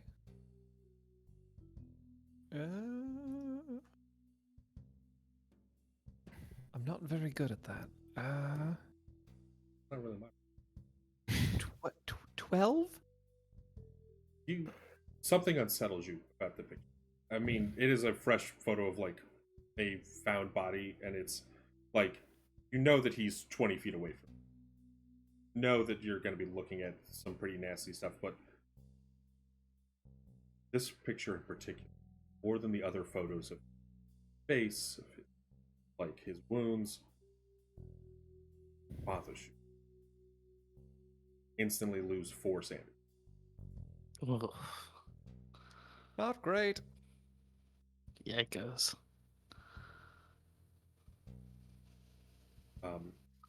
You notice. I'm sorry, this is off topic, but I did just hear a horrifying sound behind me and look to see a squirrel climbing down the window bit by bit with its nails creaking, and I'm like, oh my gosh, I'm playing a horror game, please.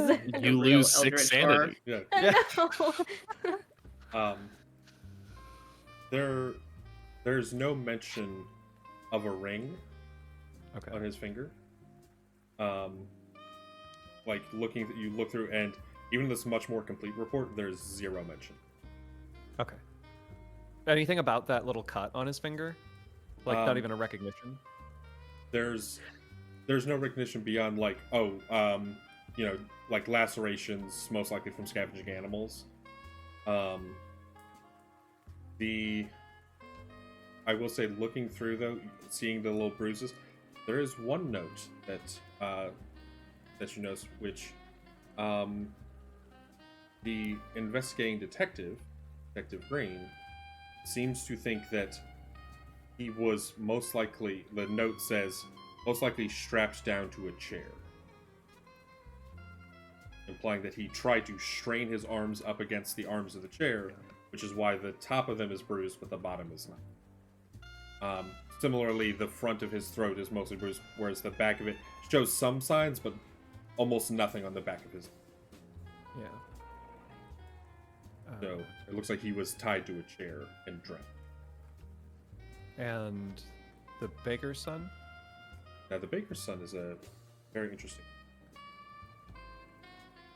They were out officially swimming with their friends. It was deemed an accident. They drowned every single one of their friends, and there's about 6 reports here. Say that he was out swimming when suddenly he burst out of the water at top speed, went shooting up about 20 feet, and then dropped back down. While, obviously, they've rushed over to his help, as soon as they found him, he was dead. He had drowned, and he had more similar markings along his body of damage, lacerations from most likely animals. It's not nearly as bad. It's assumed that when he slammed into the water at top speed, having gone up and then shot back down, he probably hit a rock on the floor. I mean, the water out where they were swimming is at most 10 to 20 feet deep. He probably hit some rocks, or he hit this, but some fish started biting at him before his friends could even get to him, which is less likely, but it's thrown in there as a possible. One thing that you notice is his his friends mention how his ring was missing. He had a ring finger that was never recovered, and in fact, his ring finger was broken. The picture of it, I'd say even a quick glance from Dr. Marchand will show that it's a ring avulsion break, which is what happens when your ring gets caught on something and your finger breaks. Don't Google it, it's the worst. But it looks like he had a ring that his friends mentioned and it was not recovered. No descriptions of what it looked like? No. Okay. No descriptions of it. Okay. I am going to pass these files to Jody and the doctor. And while they are looking over them, I'm going to thumb through the other files. I am looking for Jane Doe's. Okay. Or familiar names. Okay, so for this, make a tracking check.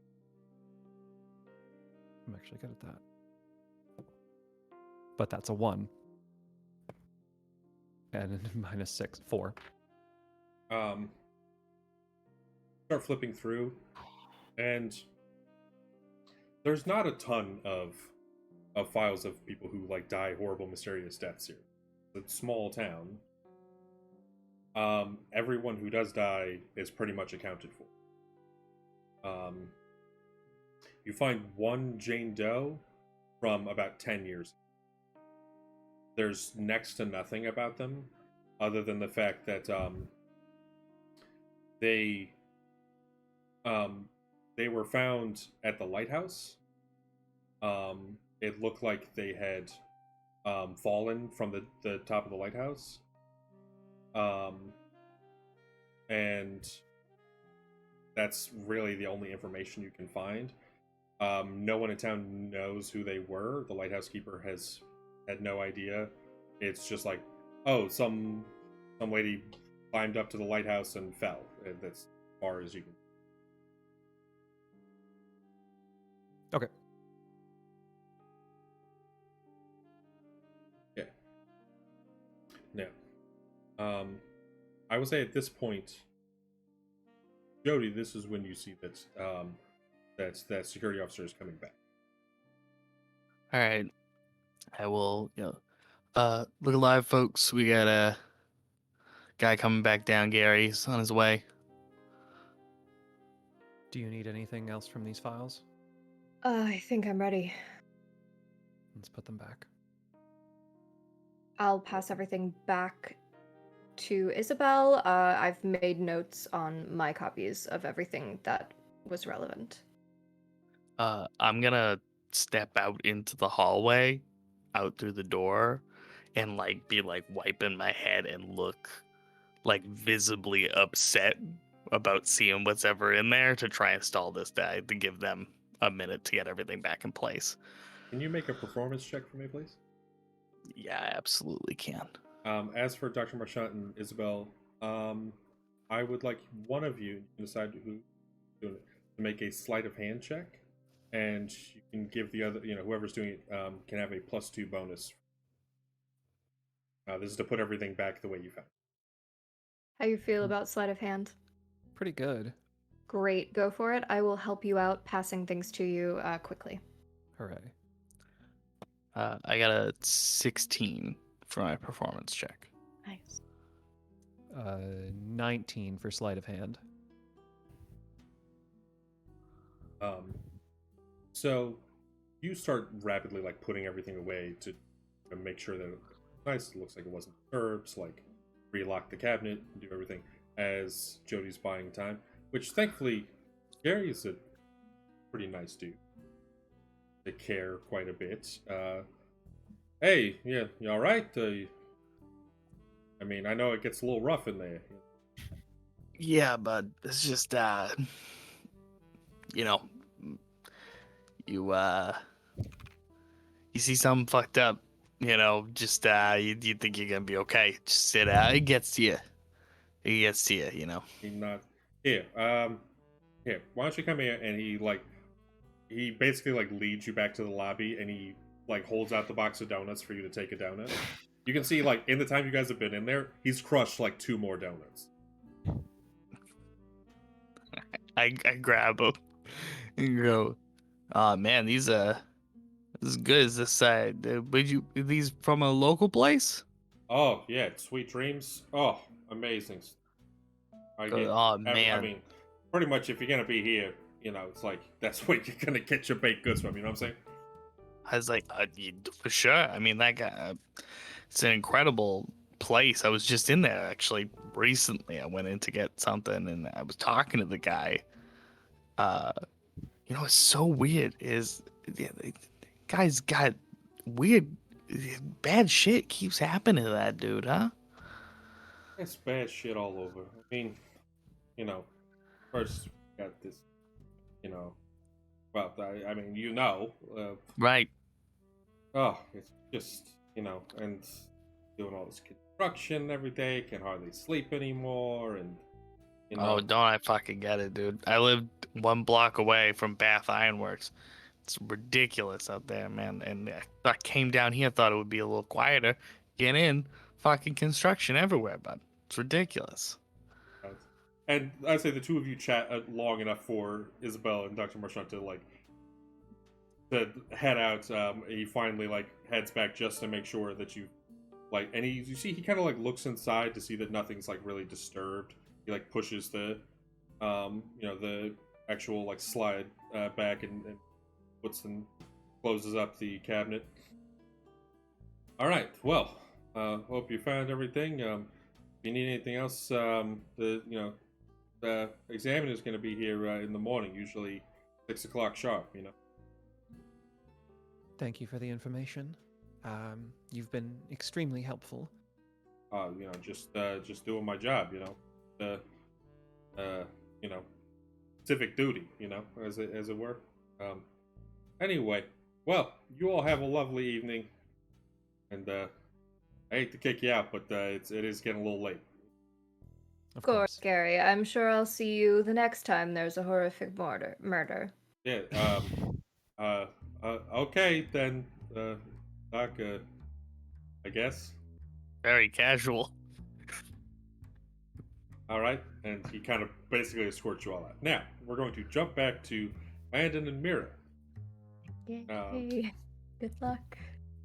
Now, 2 of you can go and quickly find the apartment building of Cyrus Reedy, and it is again another tall. This is like an 18-story building. There's no call for this to be in a town this size, but thankfully for yourselves, Cyrus lives on the 2nd floor, so he's very easy. The front step, when you first come in, there's a little notice board that says 1A is this, the 1B. You can find his name very quickly. Up in 4F. But you notice that the first 2 floors it goes 1, 4, and then it jumps ahead. There's an odd numbering system. An 18-story building, it goes from 1 to 37. There's several floors missing. Now, a lot of construction places will omit the 13th floor for weird. This has omitted more than half the number. No explanation. That is a curious numbering system they have. Can I please have Mira make an occultism? Oh no! Oh lord! Okay, that's gonna be 10 plus 20. You know that there's perhaps some more there might be some local numerology kind of reason of superstitions as to why they might omit more, or it could be oh, maybe the neighboring building has the opposite, or try to kind of put it together. The best you can come up with is it's probably either local superstitions, or it could be a matter of oh, they had more, and then the building was originally going to be this tall, and then they shrank it down and just like, oh, well, let's just do that. You come up with a few different ideas as to what it is, but none of them really click into place as to exactly why they would do all this sense. But you all get to Cyrus's apartment. Popping down the numbers and like my tiny, tiny handwriting, and just like hit the buzzer. Quiet for a moment.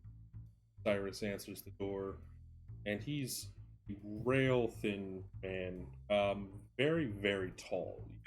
Like, gotta be 6'5", like extremely tall, but he looks like he weighs like 80 pounds, like soaking wet and wearing. This dude is just skin and bones. He has a thin kind of goatee, graying hair, and it's the evening. He's like relaxed. You see that he has like pajama pants, like silk pajama pants, and like a smoking jacket. Not a very expensive night, but it's like probably a hand-me-down, like a quilted kind of cotton smoking jacket with little velvet trim. A little old-fashioned even for the '60s, but he's an older guy, so just possible that it's just his or his father's that he's massive meerschaum pipe that he's holding. You can see is actually carved to look like a whale, and similarly in one hand he has a copy of a book. This is one you've seen the cover of this book a billion times in the library because it's an American classic, especially up here in the Northeast. It's Moby Dick. Mm. But he looked. Yes. Might I help you? We were just hoping to ask you a few questions. Sorry to intrude on your night like this. Yeah. Hey, Sai, can I call you Sai? And Landon will hold out his hand to give him a handshake. Kind of like puts Just it in. He gives you a very weak handshake. And as I'm shaking his hand, like, I do the thing like where you do a weak handshake and someone like firms up the grip. But like as I firm up the grip, I'm kind of like doing a quick glance over, like feeling if he's wearing any jewelry, like looking at his hand, kind of doing that. I'm shaking your hand, but I'm also silently checking you out to see like, all right, what are you wearing? Like, what kind of pipe is that? Do I notice anything odd for a simple camera guy? Make an investigation check. Then for Mira, can you make a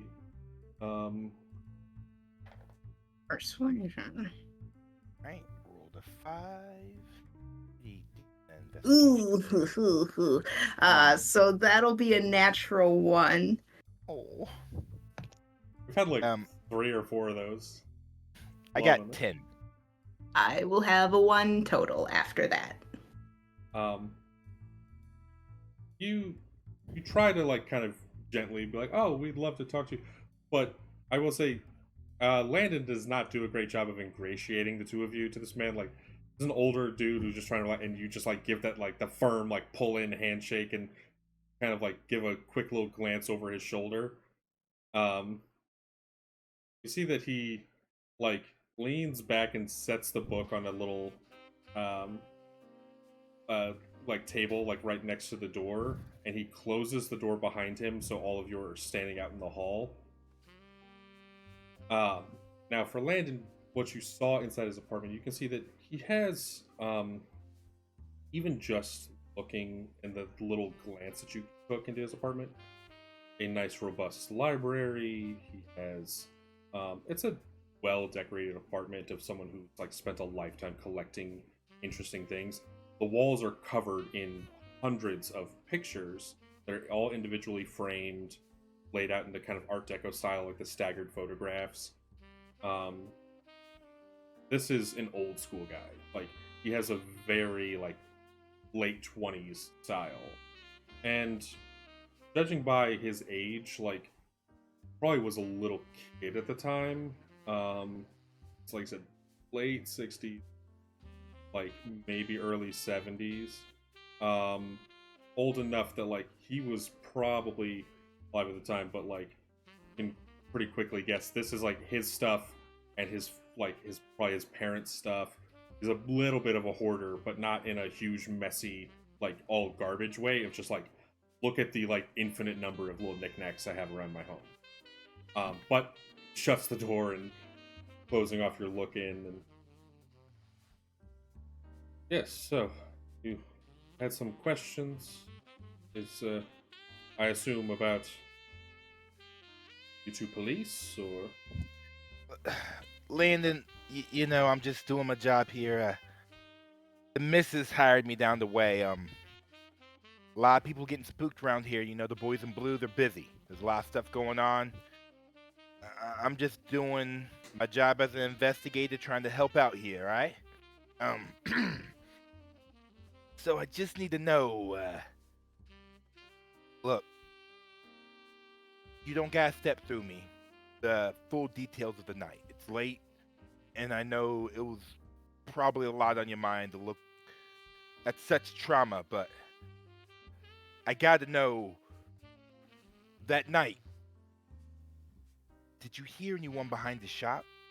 Any footsteps? Was there anything, I should say, a little off about the day? You know what I mean? kind of leans back a little bit? You can see that he like thinks and like draws from the pipe with these like big plumes of smoke as he like kind of considers. Well, I arrived in the morning. Opened the shop. I usually like to get there about an hour before I open, so 7. That day I was very much on time. 7:05 perhaps. I noticed something sticking out of the alley. Getting close, it was dark. They've had some issues with street lights recently. I'm finding my way around. I was a little focused on what I might sell for the day, so fumbling with a few bags I just got in a shipment. Incredible new lenses. Of course. And when I finally got close enough to realize what it was, I thought perhaps maybe trash, or a homeless, perhaps asleep. Maybe even a mannequin. They have those dreadful mannequins out trying to sell things, stick the signs on them. You don't gotta tell me that stuff's the worst. A little creepy when I see them things, eh? Well, either way, kind of frowns a bit. When I got close enough to realize what it was, well, obviously, quite a state.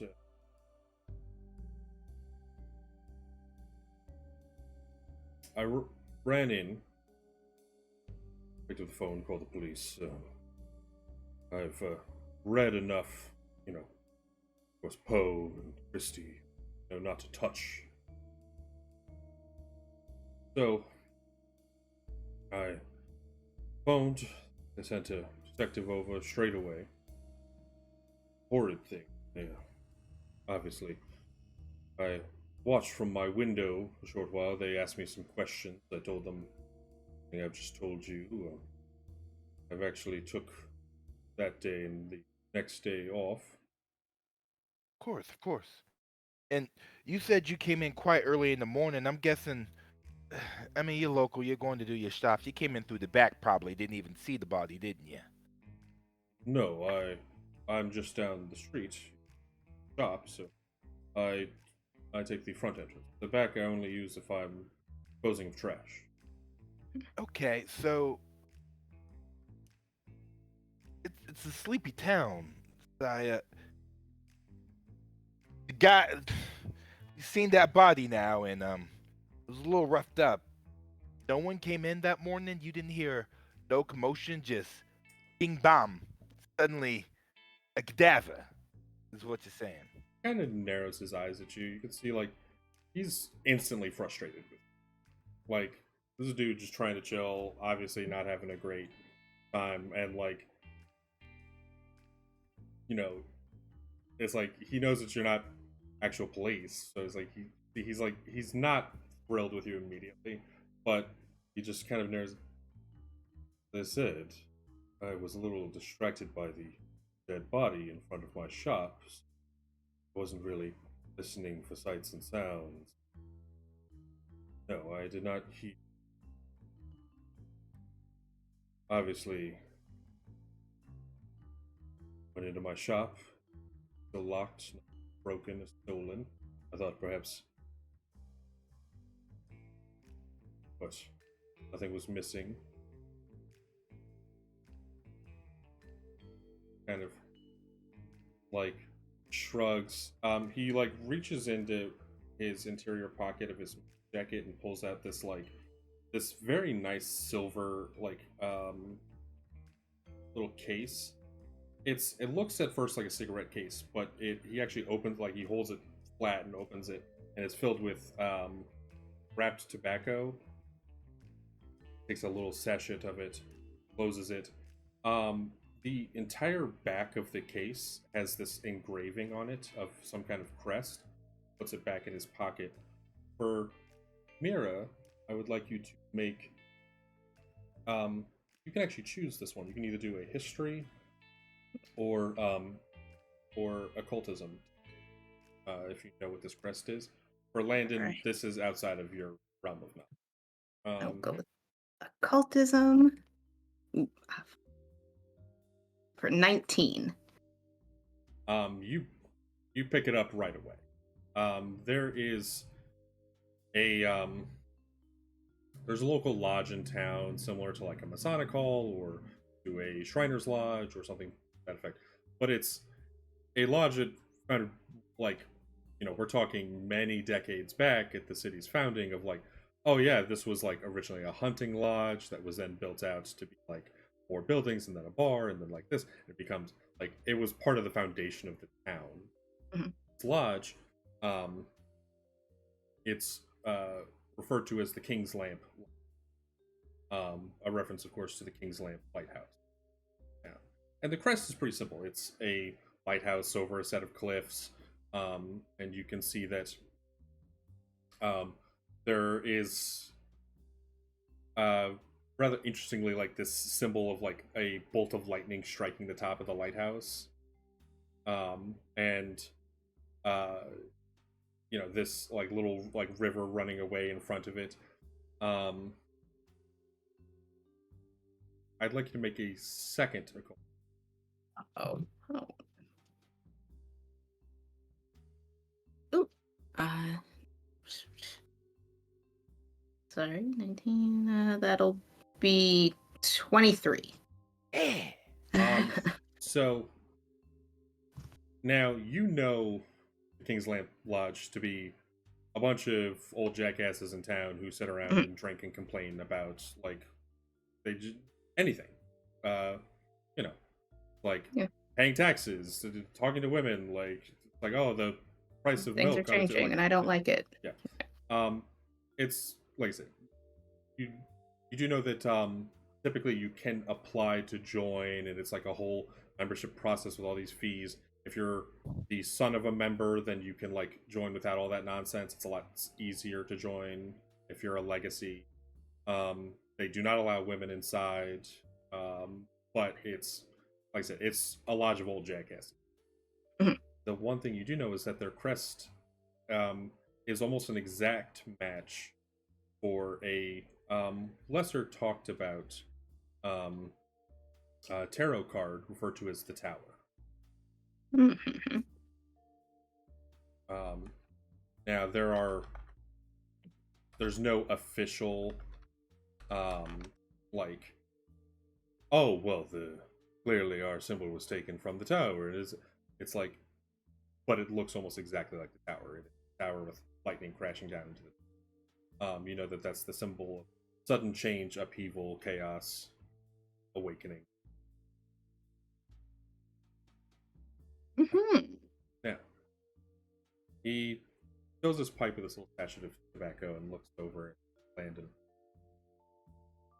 I'm afraid not much else. I looked around, I feel dreadful for the man, but The police are investigating it. We'll have to speak. Hey. I arrived there in the morning. I really wish he had managed to find himself anywhere other than.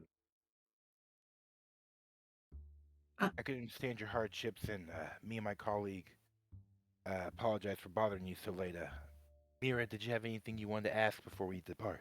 Yes, one final question. You must have a darkroom in your shop, correct? I do. Do you have one at home as well, with all the photos on your wall? I developed my own photographs. But yes, and that kind of perks up a little bit. Like you see, he quickly is excited to talk about like photography and like the whole process. But I have a closet that I've converted into rather well. I actually am developing a few photos right now.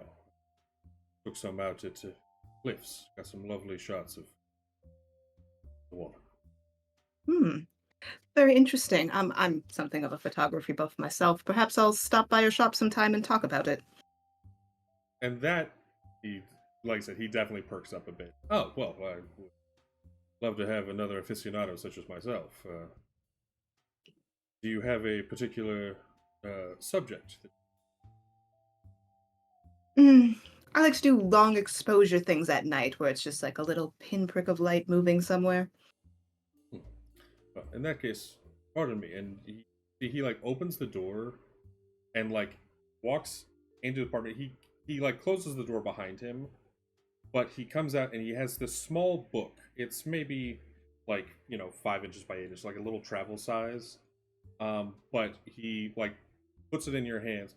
Here, I have a few of these, and it is a photography book of long exposure of constellations. Hmm. And he hands it to you, and then you see he like pulls it away for the briefest second, and then like puts it back. Like, okay, yes, here, hold on to that. It's like I said, I can appreciate anyone who is as even half a fan of photography as I. Now, I wish the two of you a lovely night, and I do hope this case is solved soon. So, thank you. And he like, turns back, walks back in his, shuts the door. Ooh. Well, Let's get out earshot of this guy and let the others know what we found out, right, Mira? absolutely. Can we say we had like a standing date to meet back at the Super Good Cafe Yes. or coffee house? Yes. What I'll say for the sake of time is you all can meet back in the coffee shop to discuss, and as you're all like walking back, like coming in off the bus or even just like walking down the street, because for Landon and Mira, like you're down the street, like it's a short walk. You see like the bus pull up and Dr. Marchand and Jody and Isabel like get off and they're right in front of the coffee shop. The bus like kind of trundles off and there's that like moment of recognition. All 5 of you hear a very strange sound. A long, strained scream. Further down the street, you see this figure falling and screaming, and then see them hit right behind this phone booth. There's a little phone booth and bench that blocks exactly where they hit. You don't see the moment of impact, but someone just quite clearly fell several stories and about 150 feet from where all of you are. Talk to that person. start- Need your aid. Yeah, I know. I'm already moving. Um, The second I hear a scream, probably I'm moving that direction. Yeah, same. As you all get, you can finally like see an unobstructed view as you get behind the little bench and phone booth. And on the ground is a single men's dress shoe and no body. Blood. There's no mark. There's nothing but a single shoe. And that's where we're going to leave off for today. Okay. What? Is it a Dawkins? Cliffhanger confusion. Oh no. Oh no. Could you Alrighty. say in that shoe was a Nike Air Force One? What? How? Wait, is it that new Asteroid Boy boot? Yes, the Astro Boy Oh my gosh. God. sitting in the middle of the street in Maine in 1963. You gotta go back to the Person in future. would never wear something Alrighty. quite like this. Well, I know we're kind of a little early, but I figure before we get into any long discussions as to all the clues and shit you guys have found, we'll wrap it up here for today. That was Um, great. I want to thank all of you, all my players, for being awesome. I hope you guys have enjoyed the system so far. This has been very thrilling. And I want to thank the audience. I want to thank all of you for watching. This means so much. And give everyone a chance to kind of introduce themselves and say what they're working on. So let's start. We'll go the other directions. So let's start with Never. Please tell the people who you are, what you got working on, where they can find you.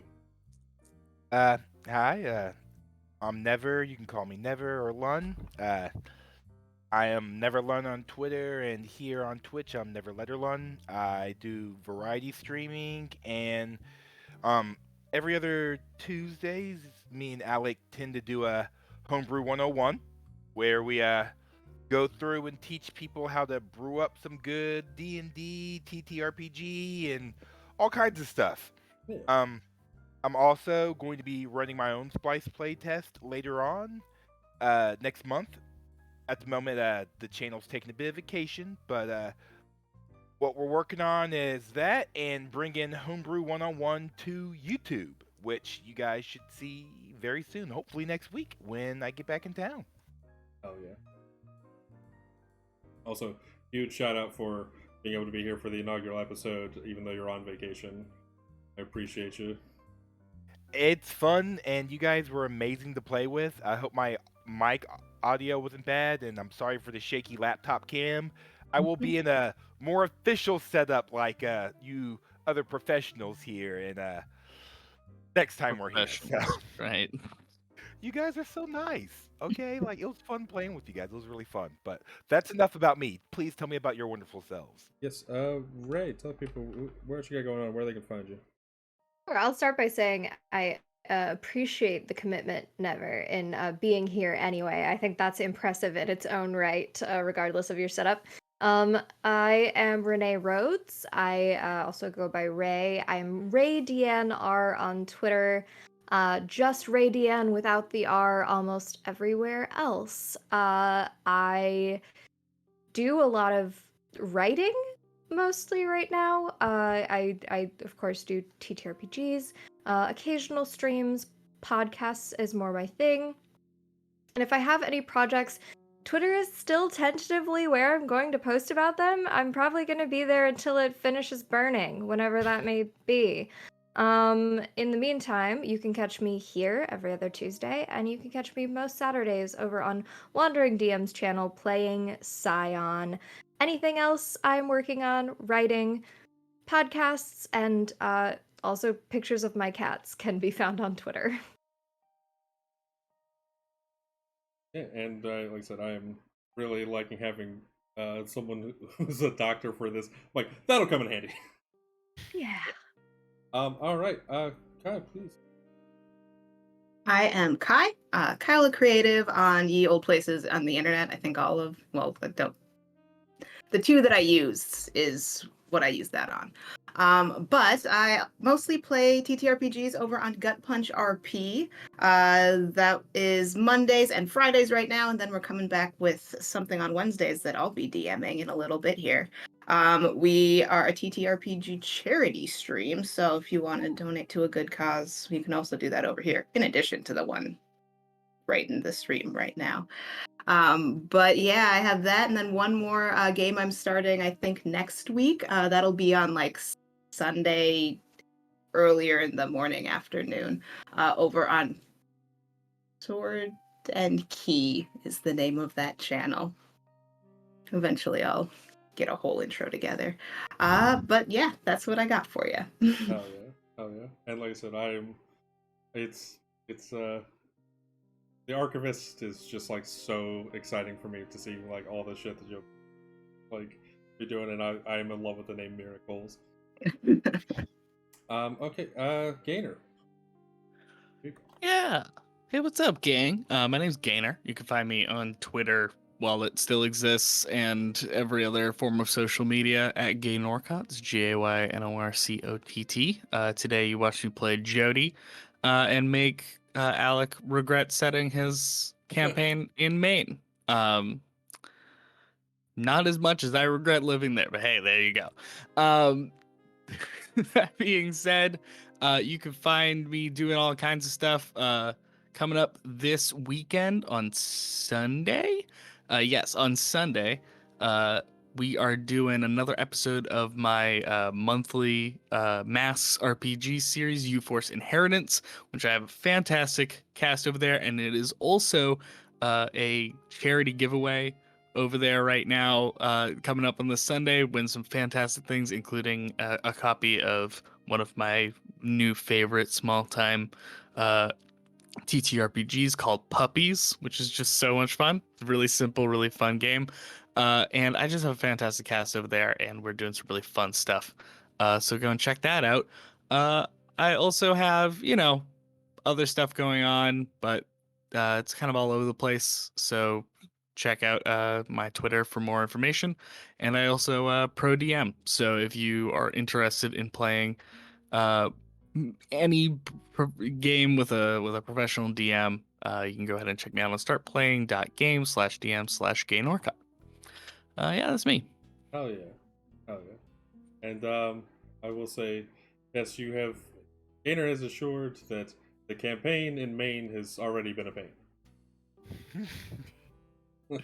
That rhymed. I like Zing. Got it. All right, and Dan, please tell the people. Yes, hello. I am Dan Pixel, Pyxel. You can find me on basically every social with that same handle, Twitter, Twitch, though I am making a Mastodon for the aforementioned Tire Fire. I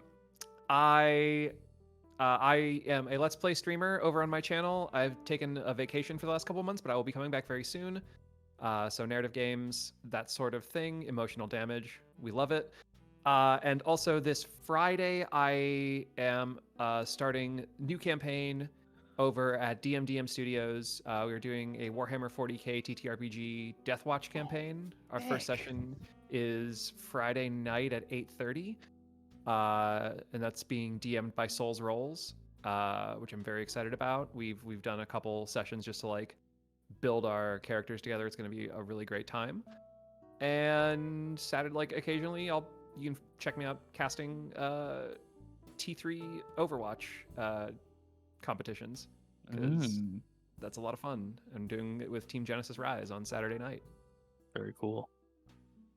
I'm actually very jealous because I've played with Derek and Morgan before in a Deathwatch game and had to leave because of scheduling.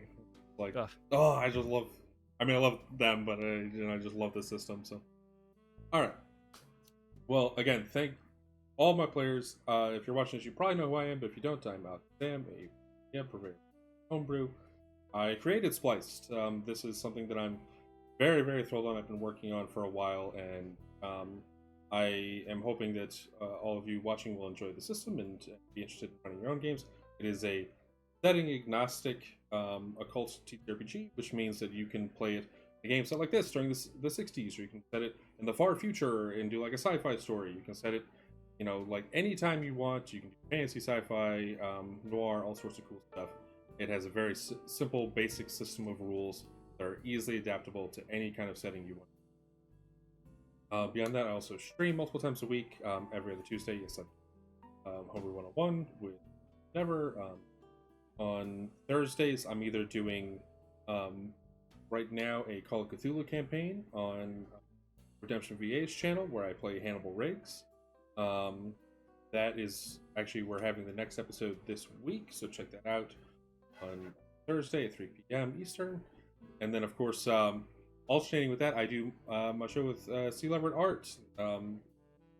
Best friend in the whole world, Chris. We do Curious Creations, where he will illustrate live on air while I'm writing homebrew live on air. We make some weird, usually fucked up monsters, but sometimes just characters. Been a lot of fun. So check all those out. Again, I want to thank all of you who watched. It means so much. This was very nerve-wracking leading up to this first episode, so I'm thrilled that everyone had a good time and we got through this pretty flawlessly. Several nat ones, but that's going to happen in a 10 system. On that, we're going to go ahead and wrap up for today. And is anybody live right now? Paulus, let's raid into Paul shall right now. So Let's do it. Go. As I always like to say, stay magical, my friends. I appreciate all of you. And if you do nothing else, I insist, please, that you keep on whizzing. Keep on whizzing, baby. on Let's go. All right. Pew pew pew pew pew pew pew pew pew pew.